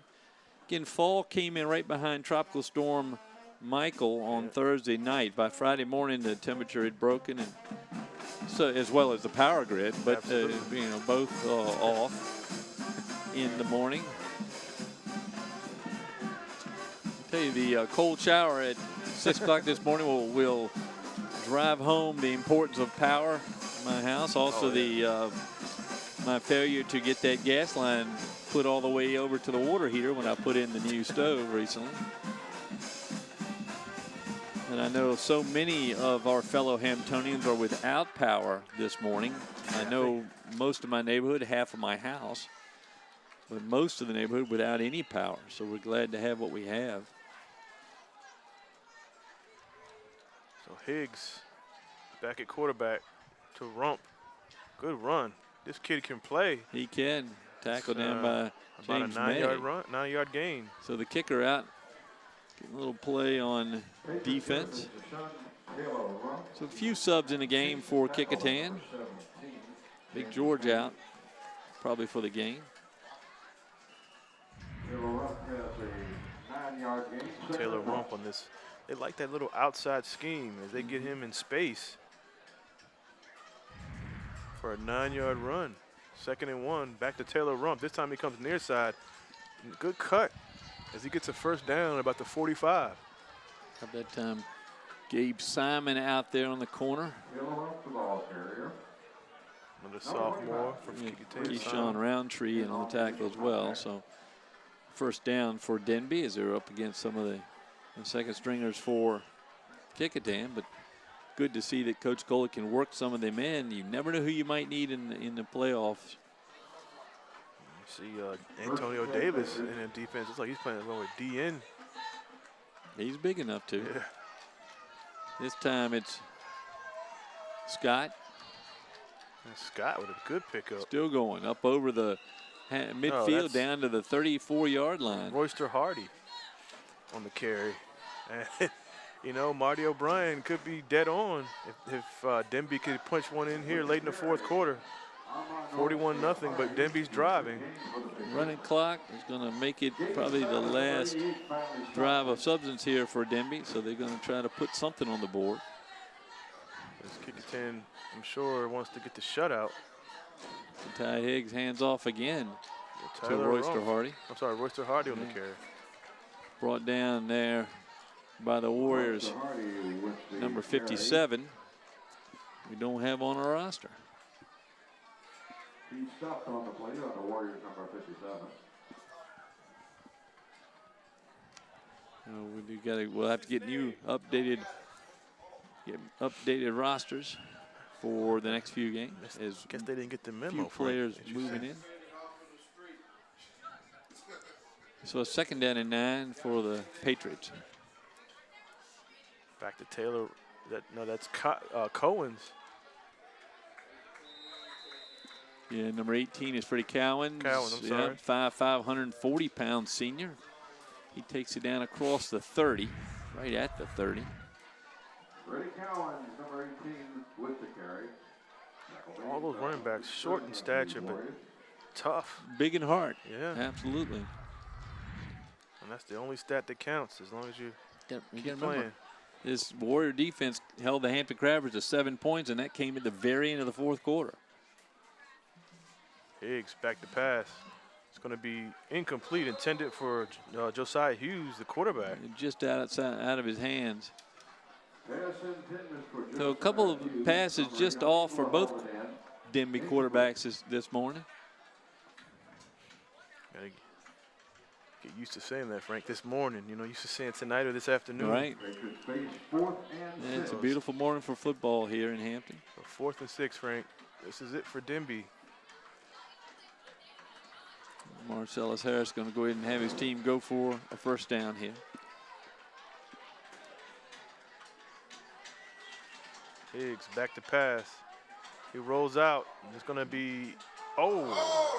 Big flag that. That should be a flag. Well, the problem I think they're having with throwing the flag is that both of them were going for the ball. The pass was ducking down. Harris very upset about that, but I'm not sure that was intentional in any way. I think the throw was going to be picked, but it started to die, and then both players came at it. Now they throw a flag. That might be against the Denbigh bench, though. It may be. And Coach Harris was really animated about it. If we see the replay, I think both players were going, but certainly the defender was going for the interception. I don't think he was going for a tackle. You see Higgs just kind of throw it up for grabs. And it just, it's a dying duck, and you see the defender come in. Oh, no, man, that's got to be a penalty, man. Yeah, he had crossed his arms and come in. That has to be a flag. I thought he was going for the ball, but it looks like he thought it was he went straight. He went they did call it on Kecoughtan. Yep. So they're going to get it. If we can see it they did one more call time. it very late, personal foul call. We see it one more time if we can. Maybe we won't have time for that, but you see Higgs with the pass, and he's it just dies on the wind there. Look, that's got to be. I'm glad they called that. It was a late flag, but they threw it. Is it Keyshawn Roundtree, I believe, wearing 45 today, gets called the penalty. Kecoughtan. It was the flag late, Frank. Very late. There was no flag until the arguments. And Coley not going to be happy with that. I'm sure he's not going to be happy with his defenders' tackling posture on that play, and he'll deal with that himself. But he's going to be upset If we had a replay screen here in the stadium, Coach Coley probably wouldn't be arguing if he saw it. But yeah, Allen didn't explain it to Coach Coley about why the call ultimately was made. I think the timing is going to upset Coach Coley. When he sees the play, he'll understand it was a valid penalty. But the timing is correct, yes. The timing of the call. So timeout called here. I actually thought it was going to be against the Denbigh coaching staff. Well, they certainly came out far enough, but when you're trailing 41-0, you get a little leeway to come out and argue. As you see, a rivalry series, inflatable football in the back of the end zone. Yep. Preparing for the second half of our doubleheader, Frank. Hampton versus Phoebus. We got, what, 27 state championships between those two teams, Frank? Yeah, it's a lot of history. And you got this organization that comes down here to cover this game. They said they cover games with 30,000 fans. Yes. So this is an honor to be mentioned in that grouping. First and 10 from the 15, Frank, after the penalty. Higgs. Taylor Rump. He's following his blockers, and he's going to get an opportunity to get in. He's going to get tackled at around the 2. Well, he certainly, following the blocker, more like just outrunning the Kecoughtan defenders. Again, you got some second stringers in there now, and they got run around. Now, it looks like Coley's like, I'm going to put my starters back in on defense. Yeah. He's trying to go for the shutout here. So wholesale changes by the Kecoughtan Warriors as they put the starters back in, trying to preserve the shutout. That time, it's a pride thing now for yeah, Kecoughtan. the running back just outran everybody. That's just Sean Taylor Rump, who's had a great afternoon, I think, on the ground. If you add it up, probably 50 yards. The bulk of the Patriot offense. So here's Higgs. Back to Taylor Rump, and he's going to be short. Yeah. Who's at the bottom there? It's Chandler Perry, and Big George comes up with the ball. Well, Denbigh needs to hurry up here. I mean, it's no explanation of why Big George doesn't get to keep the ball. They ruled him down, but Chandler Perry with the stop. Ball on the 2-yard line. So this is a pride thing here for Kecoughtan defense, trying to preserve the shutout. Great shot there behind the Kecoughtan bench. It's 140 and rolling here. So Marcellus Harris sends in his play, trying to get a touchdown on the board here. A little bit. Second and goal from the 2. And they go the shotgun at the 2. Curious call. Another man in motion there for Denbigh.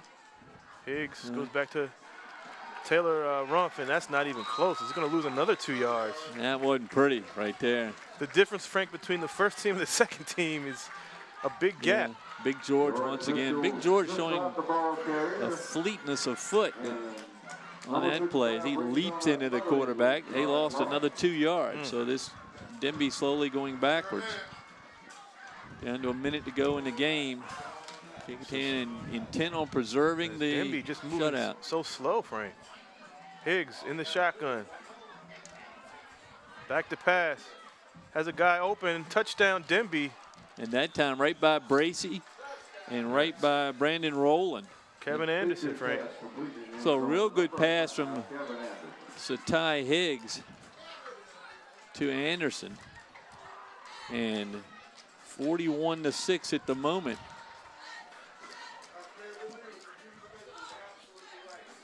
You know, Coach Coley will not be happy with that, but that's it's a mopping up time and time to see his other players play, so he can't be but too upset.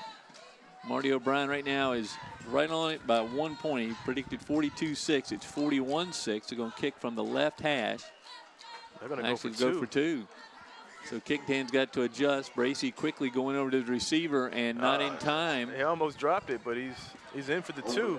And Kecoughtan misaligned Bracey nowhere near where he should have been. And Rowland, the two of them that got beat on the touchdown pass also get caught off guard. And so now it's 41-8. And Bracey talking to Rowland and trying to figure out what happened there. Not exactly a quick snap, just they were not in position as they moved to the left hash.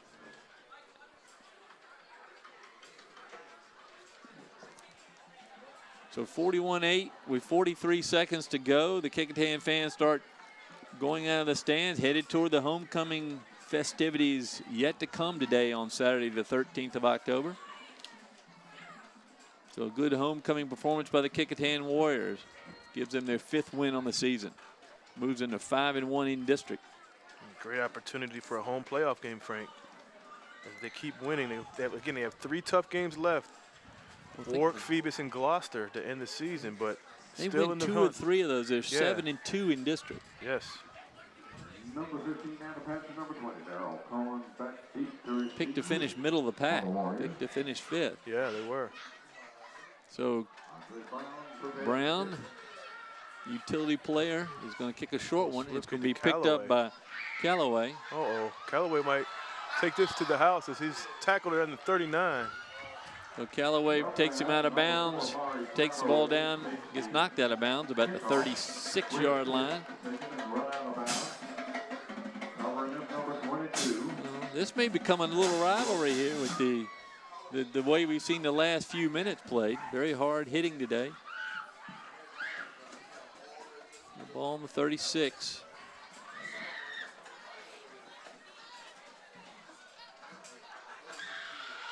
Kecoughtan probably get 1 play with a rolling clock. They do have 1 timeout left, so they could take a second timeout. They get way down there and want to put another score on the board. No, they don't roll it. Well, we look at the mathematics. 41 minus 8 is 33. So there's no rolling clock now. So Antonio Davis, the quarterback. Bracey is the running back. It's like Christian Cole comes in. It's a new quarterback, Frank, as you said. It's number 19. Oh, it's 19. Trayvon Stanback. So Stanback to get the call. 5'10" sophomore, Frank. Another sophomore coming in, getting some time. Clock still running as the ball was, or the player tackled in play. So Stanback's going to get 1 more play. Maybe quarterback of the future, Frank, maybe. Yeah, that or they're not going to let him take but the 1 snap. Coley says that's it. We're done. And Kecoughtan secures their 5th win of the year, a 41-8 win over the Denbigh Patriots here in game 1 of the Darling doubleheader. Great homecoming win for Kecoughtan. Well, it certainly gets the festivities off to a good start. No parade today, but a big festival tonight. We wish all the Kecoughtan Warriors a great homecoming day and evening. And Wu Bei, we saw what we thought we'd see out of Kecoughtan. Yeah, the power line, and we saw some great running. I mean, that's their bread and butter. Their offensive, defensive line. You know, Melvin. You know, we saw what he can do rushing the ball, and he actually threw a couple passes that I alluded to early in the game. But you know, Kecoughtan just did what they do, and they moving on. Like you said, their 5th win of the season. Have a couple tough games coming up, but you know, putting themselves in a great position for that playoff run. Well, we'll take a break now here for the crew and the staff of HSC or HCS and LSC 48. As the school officials, the stadium officials, and the TV officials get straight as we go to our 2nd game of the day at 2 o'clock today, Hampton and Phoebus. So on behalf of our whole crew here at LSC 48, this is Frank Edgar along with Wu Bei Gabre signing off. The final score here at Darling Stadium in the Darling doubleheader game 1. Kecoughtan 41, Denbigh 8. See you soon.